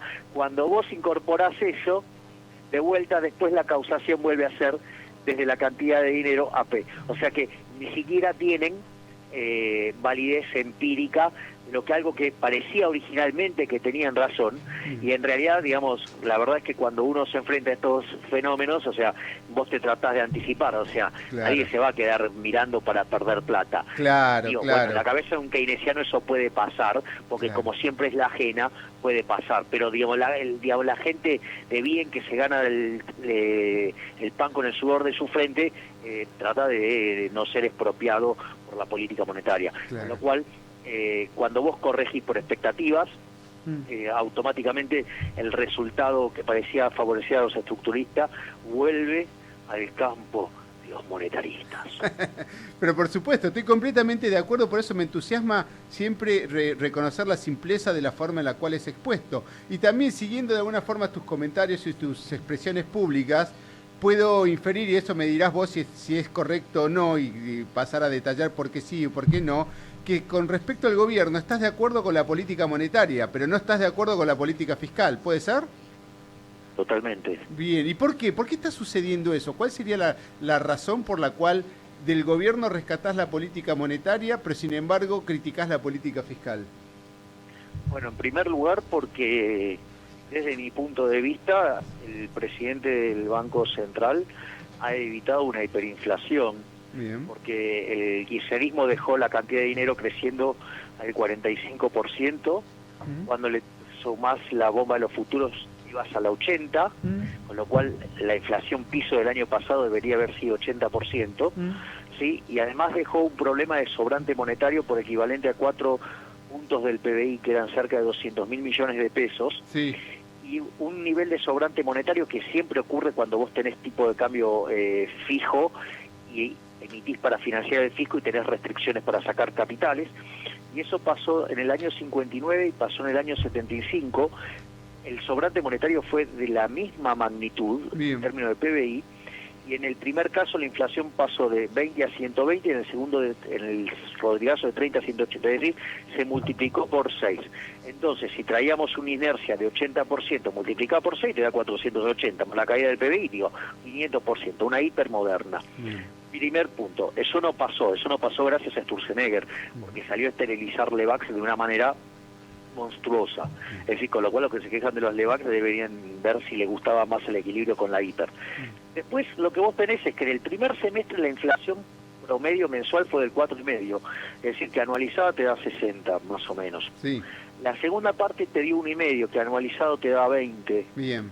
Después vos tuviste lo que tiene que ver en el mes de diciembre, por ejemplo, el dato fue 1,2, pero tenía 0,2 de estacionalidad, con lo cual 1 anualizado te da 13.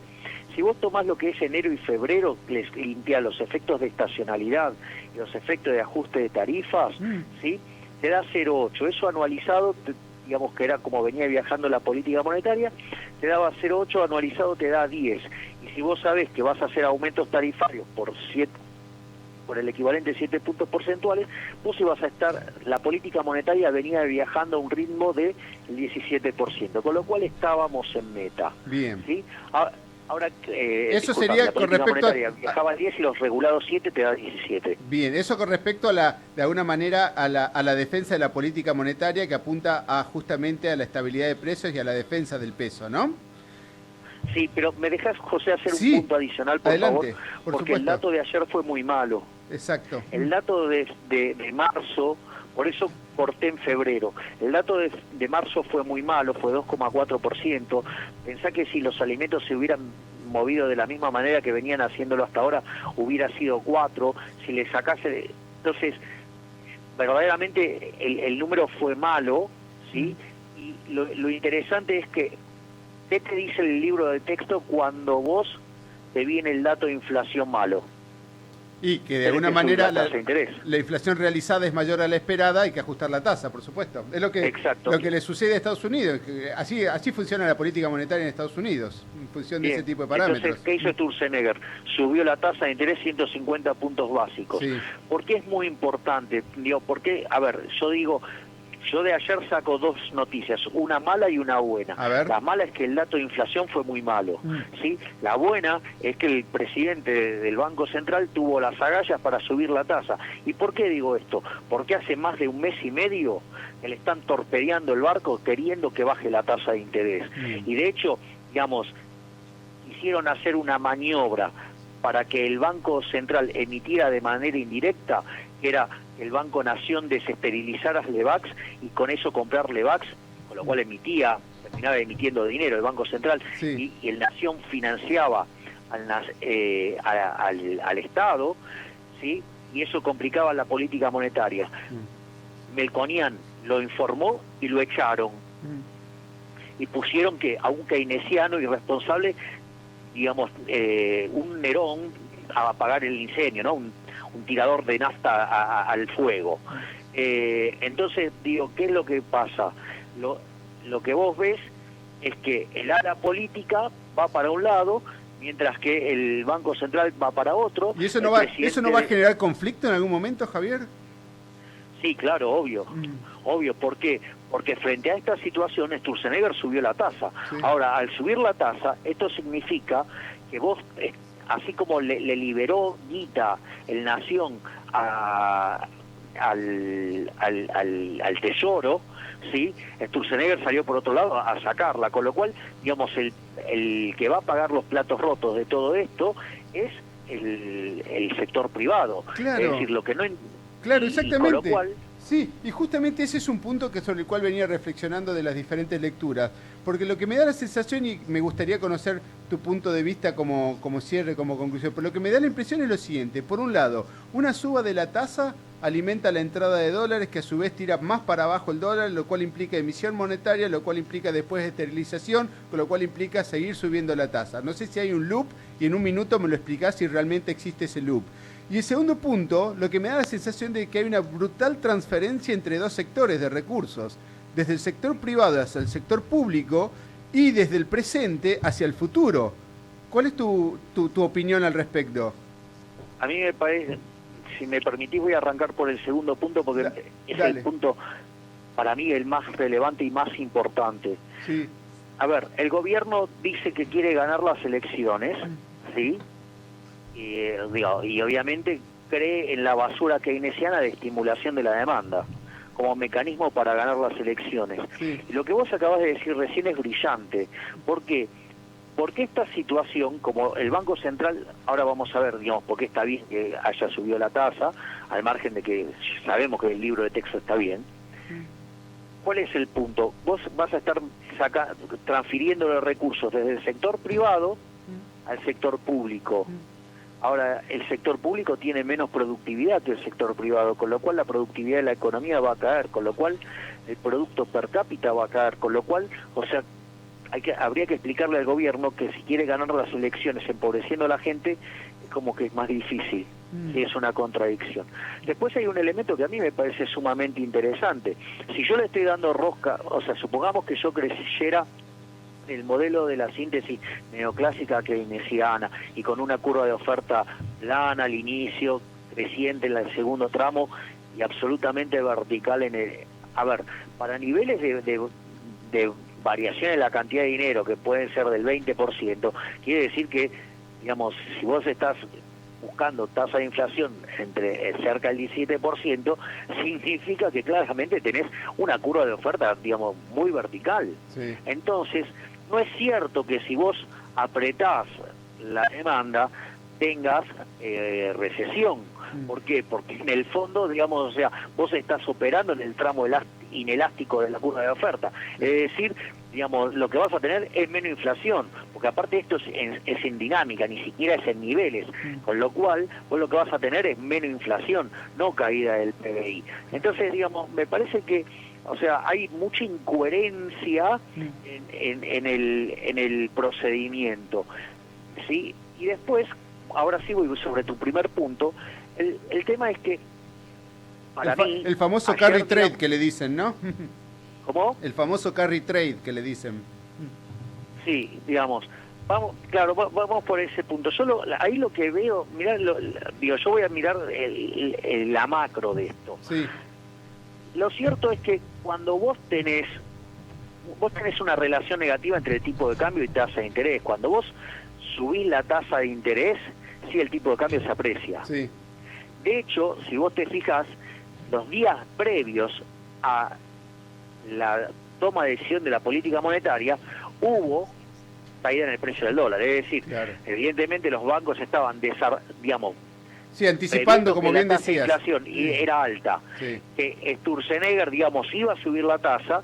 ¿Qué pasó?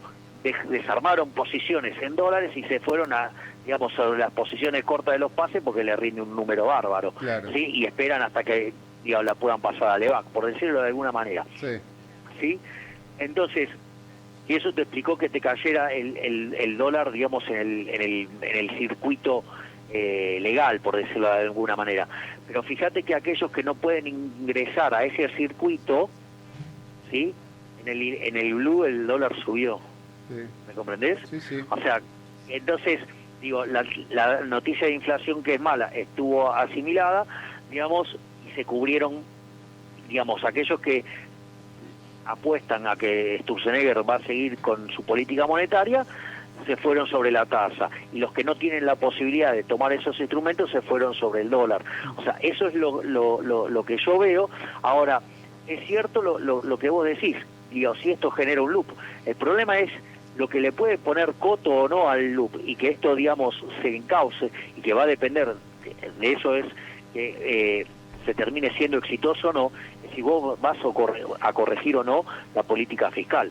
Ahora, eso no está en el campo, digamos, del Banco Central, eso está en el campo, digamos, de Macri. Totalmente. Ahora, si Macri le encanta rodearse de keynesianos que les gusta gastar, y bueno...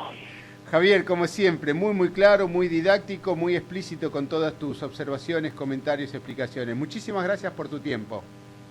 Muchísimas gracias a ustedes por tenerme en cuenta. Les mando un abrazo grande a todos. Pregunta, me pareció que me comentaron que estaba Edgardo Zablocki en la mesa. Exactamente, escuchando atentamente todo y asintiendo con la cabeza. Acá está justo con nosotros.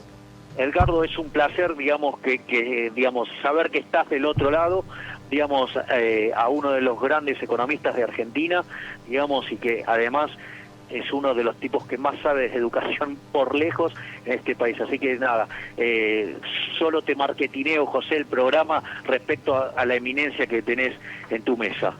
Me das vergüenza. Y a mí también, porque el programa es de Corrado, lo tenemos secuestrado acá, Corrado. Nosotros somos parte nomás de su staff. Tal cual. Un abrazo, Javier.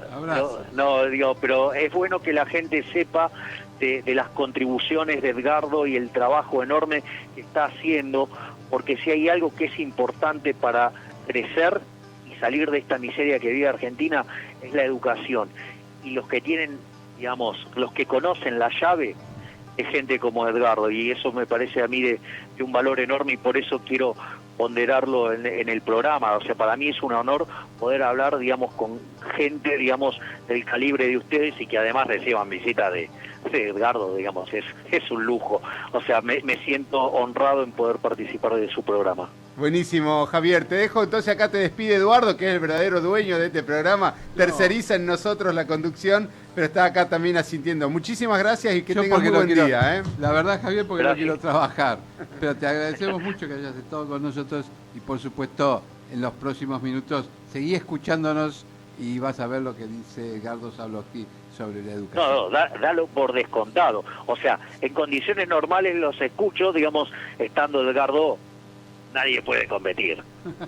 Bárbaro. Es por eso. Les mando un abrazo grande. Hasta luego, gracias. Chao.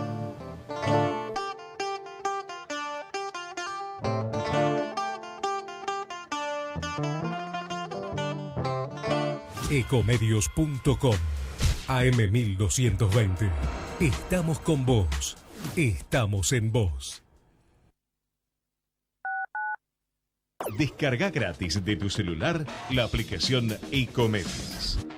Podés escucharnos en vivo, informarte con las últimas noticias y entrevistas en audio y video. Búscala y bajate la aplicación Ecomedios. Conectate con nosotros. eco@ecomedios.com. Global Inversión.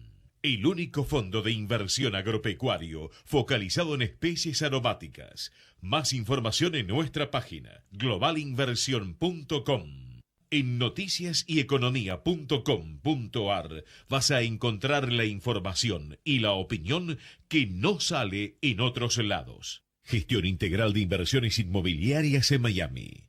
Eduardo Pérez Oribe, presente en el mercado de Miami por más de 25 años, le brinda servicios de asesoramiento, búsqueda y análisis de opciones, gestión integral de la compra y administración posterior de su propiedad, para que su decisión de invertir en bienes raíces en USA se concrete con óptimos resultados. Le ofrecemos un servicio diferenciado, que incluye la compra y la gestión de todos los aspectos pre- y post-compra. Intertrust Realty. Teléfono 52 56 7136.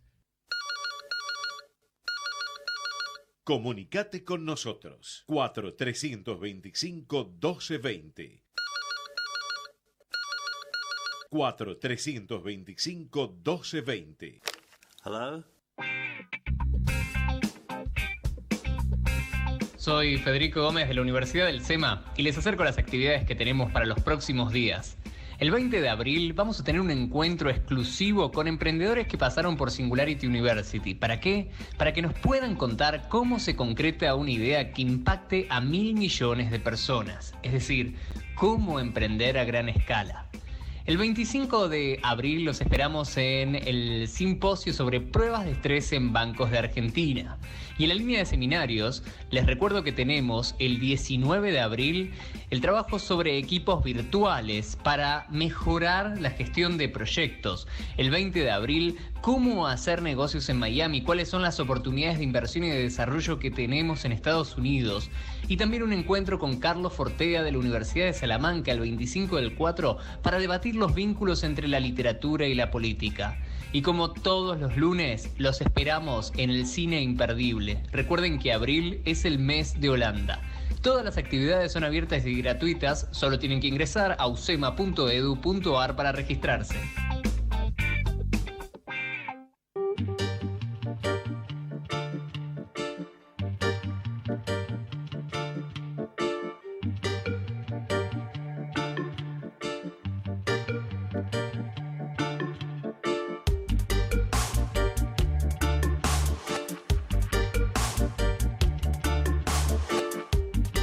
Últimos 17 minutos de Café, Finanzas y Reflexiones. Gran programa el del día de hoy. Y gran auto retorna a las calles de Buenos Aires. El Ford Falcon. El New Beetle convertible 2017. Ya vas a ver que va a salir el Ford Falcon. Siempre termina pasando con eso. Renault 12 reconvertido, el Ford Falcon, la Renault. ¿Te acordás de la Renoleta? La Renoleta. Sí, después de Citroën había un montón de la gama barata. Estaba la Citroneta, estaba el Citroën C3, la el Mejari, exactamente. ETA debe significar, además de una asociación terrorista vasca, bueno, ahora no, porque entregaron las armas, pero ETA debe significar algo barato o duro. ¿Por? Porque repetí los autos que terminan en ETA que nombraste. La Citroneta, claro, la Renoleta. Él lo dice porque ETA no, pero no era el nombre oficial, así le decía la gente. Por eso, pero ese ETA, acá Edgardo que sabe más. La motocicleta. La bicicleta, bueno, son todas cosas como de muy. Se me ocurren muchas cosas que terminan con ETA y no son. Pues claro. Bueno, tenga el Beetle tema salió. que saca. El Beetle, no, renovado. Bueno, el 2017. ¿Qué tiene? ¿Qué tiene además de ser uno de los autos preferidos de Eduardo Corrado? Y no, tiene como 221 caballos de fuerza. 221 caballos. ¿Todos adentro? Exactamente. Sí. Con motor 2000 vienen. ¿Cuántas válvulas? 16. El No, escarabajo. hay un modelo que viene multiplicada, las con 32 válvulas. El escarabajo, que es como martillo Hammer. Ajá. Si los Beatles se hubiesen llamado los escarabajos, no los escuchaba nadie. ¿Vos usás a veces el tema de los autos para poder transmitir el conocimiento, o del fútbol para poder transmitir el conocimiento? ¿De la jugada de fútbol, por ejemplo? Mucho más del fútbol americano. ¿Ah, sí? Sí, porque es mucho más estratégico. Y mira aparte, vos. pues, prácticamente nadie lo conoce, por lo cual uno puede inventar libremente. Claro. Tiene una ventaja notable. Pero vos cuando enseñás, por ejemplo, Economía 1, Introducción a la Economía, ahí te Sí. Yo uso lo que venga en el diario del día. Básicamente uso lo que venga en el diario del día. A los chicos les gusta tratar de sentir que sirve para algo lo que estudian, lo digo adrede. No, pero eso es muy importante, porque a veces una gran crítica que se le hace a la educación, no tanto a nivel local, sino como a nivel internacional, es la desconexión que existe entre lo que se enseña y lo que se necesita, ¿no? Es cierto, ¿no? En el Mundial aprovechan para usar los países del Mundial, a los chicos les enseñan la geografía y las capitales y demás. Bueno, a mi hijo le han enseñado así, recuerdo. Claro. Me han hecho comprar colecciones de figuritas. Hasta el día de hoy me acuerdo. No, ahí tu hijo te engañó. Puede ser. Me dijo la maestra que me compre figuritas que tengo que aprender Croacia. Las de Pokémon, dice. Bueno, tenemos en línea a Salvador Ramírez, aquel famoso chef, afamado chef que supo traer pulpo a esta radio y que ahora está nuevamente... Hemos probado prudencialmente. Más que prudencialmente, y ahora está acá, está telefónicamente con nosotros Salvador Ramírez porque está nuevamente presentando el espectáculo Shen Yun. Así que bienvenido, Salvador. Tenemos poco tiempo porque estamos justitos ya llegando ahí al final, pero contanos un poquito cómo viene esta nueva edición del Shen Yun en Argentina. Hola Martín, compañía, doctores, muy buenas. Muchas gracias por recibirme otra vez en vuestro programa. Y nada, pues estamos por sexto año consecutivo, vuelve Shen Yun a la Argentina, con un gran esfuerzo que hacemos desde la asociación de Falun Dafa, y es un espectáculo maravilloso, de una profunda idea hacia el público y hacia todo el mundo. Es un espectáculo que tiene que ver mucho con la humanidad, ya que está transmitiendo los valores que están en decadencia, por desgracia. Se trata de 50 bailarines sobre el escenario haciendo un recorrido por los 5.000 años de cultura china, con una orquesta magnífica de 30 músicos que fusionan instrumentos occidentales con instrumentos orientales. Y nada, lo tenemos de nuevo en Teatro Ópera, el día Corrientes, del 13 al 23 de abril, o sea que mañana comienza con la premier y nada, tenemos la oportunidad de tenerlo de nuevo, que es un honor para toda la Argentina, y está ahí para que todo el mundo pueda deleitarse con una belleza, una pureza de espectáculo que jamás se vio sobre el escenario. Bueno, esto, ¿cómo te va? Te habla Ricardo Malano. Hola, Malano, esto de ¿qué Falun tal? Dafa está siempre con la misma motivación social y política, ¿no es cierto? Que vino, que tuvieron en los espectáculos anteriores, ¿no es verdad? ¿O cambió eso? No, siempre la asociación de Falun Dafa es una disciplina milenaria de la escuela Buda, como una vez comentamos el año pasado en el programa en el que estamos hoy. Se trata de 3 factores universales, que es verdad, benevolencia y tolerancia. Sí, siempre Shen Yun a todos los países del mundo se lleva a través de la asociación. Esta asociación, para que los oyentes vuelvan a refrescar lo que el año pasado dijiste, esto es un pensamiento, digamos. No es una religión, sino que es un pensamiento, un modo de encarar la vida, ¿no? Es una disciplina, como bien he dicho, milenaria de la escuela Buda, que tiene que ver con la ley de Buda y el taoísmo.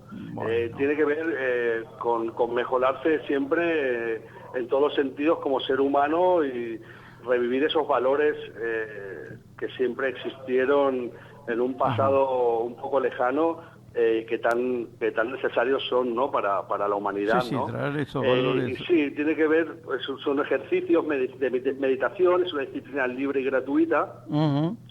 Y sí, siempre se lleva el espectáculo a través de esta asociación, porque todos los bailarines del espectáculo, hay que remarcarlo, todos los bailarines y los músicos de la orquesta, todos practican esta disciplina y se inspiran en ella, se inspiran en la meditación. Correcto. Por eso la gente no termina de entender por qué el espectáculo es tan perfecto y tan subliminal. Y tiene que ver porque los bailarines practican esta disciplina y, como he dicho bien, se inspiran en la meditación, y todo está muy perfecto por la pureza de los mismos, ¿no? Y antes de que termine este ciclo de presentaciones, te vamos a invitar a que te acerques acá al piso para poder ilustrarnos un poco más sobre esto. Muchas gracias por tu nota y gracias por tu opinión. Gracias. Nada, gracias a vosotros, y para mí siempre es un placer estar ahí. Ojalá pronto nos podamos ver y podamos ahí hacernos un aperitivo al aire, ¿no? Estaría muy bueno lo del aperitivo al aire, te esperamos, sí. Ahora ya te confirmo que vengas al piso cuando quieras. Gracias, Malagro, Martín. Chao, Salvador, muchas gracias. Bueno, pasaba Salvador Ramírez, pasaba por acá por Café, Finanzas y Reflexiones. Tenemos los últimos 9 minutos a pura economía. No hay corte, viejo. No hay corte. Pero, a ver, vos fíjate que está el doctor Saulo, que es especialista en educación. Vamos a ir a los temas bien prácticos, ¿no? Vamos. Hablábamos antes del cine y del espectáculo. ¿Vos usás a veces las películas del cine, por ejemplo, que dan en la UCEMA para armar discusiones sobre economía? No específicamente películas de cine que dan en la UCEMA, muy pocas veces. Sí, películas, he utilizado Una mente brillante, la utilizo continuamente para... Espectacular esa película. Exacto, teoría de juegos, y así varias otras películas, sí. Pero no puntualmente una película que estén dando en el ciclo de UCEMA, tal cual. ¿Cómo valorás la formación de los alumnos en cuanto a su nivel cultural en general? Suponte que sepan sobre Sarmiento, sobre Avellaneda, sobre Roca, sobre Raúl. Ojo, te meto en eso porque a mí me gusta la historia. Es muy divertido. Yo diría que el 50% de los términos, vamos a utilizar esa palabra que acabas de decir, los chicos los desconocen. Por eso digo términos y no nombres de próceres. Los chicos estudian otras cosas en el secundario muy distintas a las que estudiamos. Yo lo he testeado con chicos que sé que son muy buenos alumnos, vienen de muy buenos colegios y están muy calificados.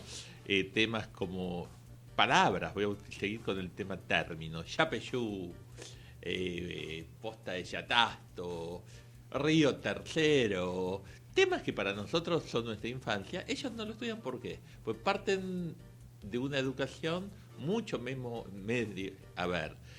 memorista, por así decirlo, mucho más de razonamiento, lo cual tiene sus pros y sus contras. Yo creo que tener una cierta formación histórica es imprescindible. Los chicos leen libros, me comentan alumnos que tengo relación, que son buenos, pero también sería bueno que lean en el secundario el Martín Fierro, por ejemplo, o Juvenilla. Ajá. Cosas que no leen. ¿No los leen? No. Es muy extraño que lean ese tipo de libros. ¿Cómo haces para desde la economía meterlos en el tema cultural?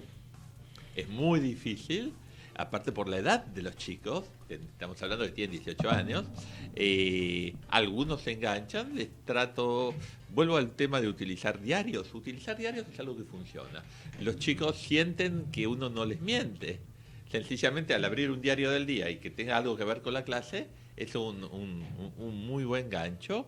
Y a partir de ahí a veces se establece una relación de confianza y uno me puede decir, lean Freakonomics, por ejemplo, que es un libro bastante fuera de lo que uno llamaría los textos usuales en economía, y así es como van entrando a otros temas y con suerte, bueno, logran entender un poquito la realidad que estamos viviendo. Vos les preguntás a los chicos, en la primera clase yo le hago una encuesta, ¿qué diarios leen? Estamos hablando en general chicos calificados, otros no, por supuesto. ¿De qué edad? 18 años.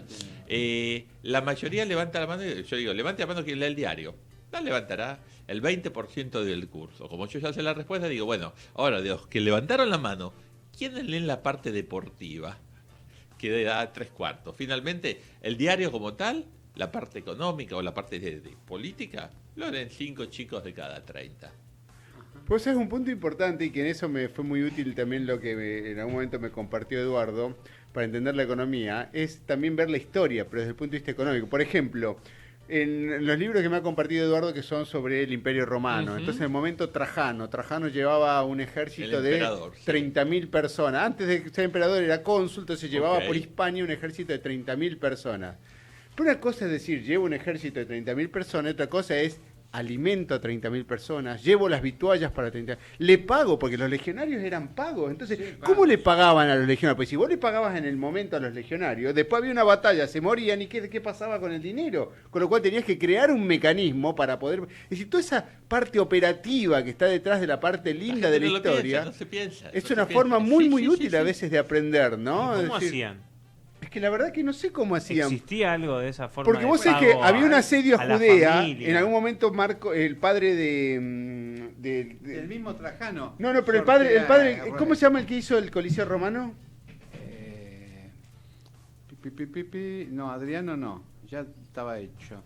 Coliseo Romano Nuevo, sí, que es el que pertenecía a la familia de los Flavios. Exacto, el que conquista Judea justamente en un momento del libro. Creo que era Tito era el hijo. Tito lo termina, Tito Vespasiano, exactamente. Termina ¿cómo se llama? El libro estaba en el asalto de Judea, cuando invaden Judea y saquean Jerusalén. Exactamente. Por el oro. Pero en un momento dice, bueno, que era día de pago, que se le adelantaba el pago a los legionarios para mantenerlos motivados. Sí. Y en ese momento me pregunté, si al otro día hay una batalla y mueren 10.000, ¿qué pasa con el dinero? ¿Y qué es el dinero? ¿Qué es el claro, dinero? Exactamente. ¿Cómo le pagaban? ¿En qué le pagaban? Tenía que haber un sistema de clearing. Porque en los barcos el dinero siempre fue el ron.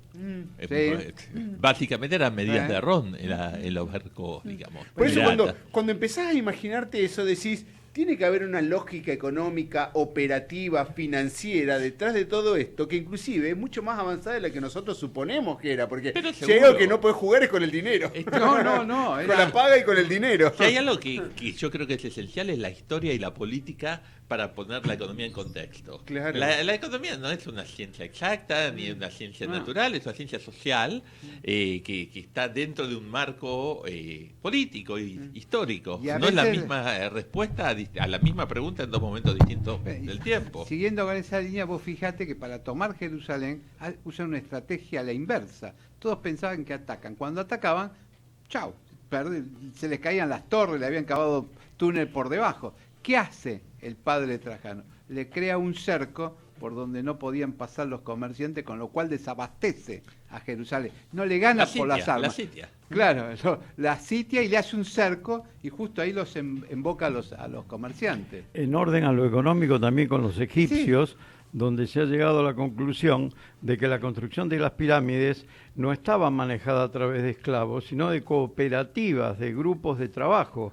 donde, como dice Da Pena, en un punto tenía que moverse todo un submundo económico. Esa gente debía cobrar, debía tener la compra de su propio alimento, porque inclusive llegaron a esa conclusión ya que algunas de las piedras colocadas en determinadas alturas tenían el nombre de la cooperativa de esclavos, teóricamente de esclavos, posiblemente esclavos, pero organizados de un modo mucho más complejo de lo que imaginamos en una esclavitud directa. Tiene que haber incentivos económicos de una u otra forma, de lo contrario es impensable semejantes obras, salvo que sea la teoría de los extraterrestres, que yo no compro, francamente. No, o incentivos o castigos. Porque un incentivo es el no castigo. Claro, es el menos castigo. El menos castigo. El negativo del castigo o viceversa. El castigo es el negativo del incentivo. Ahora, les hago una pregunta a ustedes dos que saben bastante economía.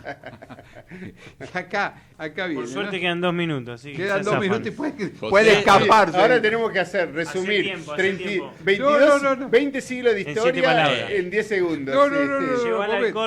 ¿Sabes qué es lo que le dijo? Había un invitado y de algo le preguntó también. La letra C. Refinimos en 5 palabras, en 5C, toda la historia de no sé qué cosa. Y sin editar. Sí. Bueno, pero en realidad lo que estamos haciendo tiempo para irnos. Así no, espérate. Estamos moviendo la pelota acá. Espera. El lunes que viene el gobierno tiene que pagar $5.178 millones por el Bonar 17. Sí, se va a ir al 22, creo. Gran parte de eso van a renovar y va a colocar va a haber otra colocación de bonos. ¿Cómo le enseñas eso a los alumnos? José, eso lo enseñamos. Él ha sido director de la maestría en finanzas, así que le cedo con gusto. Pero por cierto, es el director José de la maestría en finanzas. No, y bueno, se te vence la tarjeta. Eso es lo que le pasa al gobierno. Se te vence la tarjeta. La semana que viene vence un pago de la tarjeta. Por suerte te salva el horario porque son las 14 y tenemos que dejarle el programa a la gente del Rojo Vivo. ¿Rojo Vivo? Sí. No le vamos a dar. Un último consejo. Nos vamos, Eduardo. Llevar al córner y hacer tiempo. Último consejo. Si queremos educar, empecemos por los niños desnutridos. Sin cerebro no hay educación. Bueno, ahí con esa nos vamos al Rojo Vivo.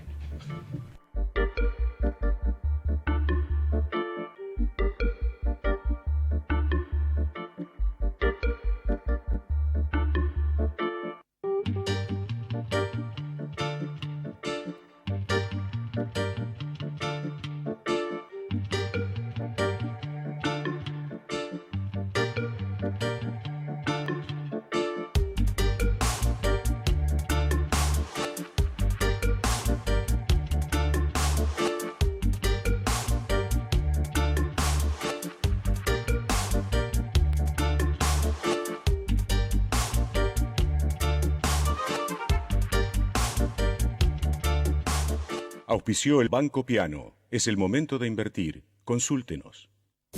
Desde Buenos Aires, transmite LRI 224, AM 1220, Ecomedios.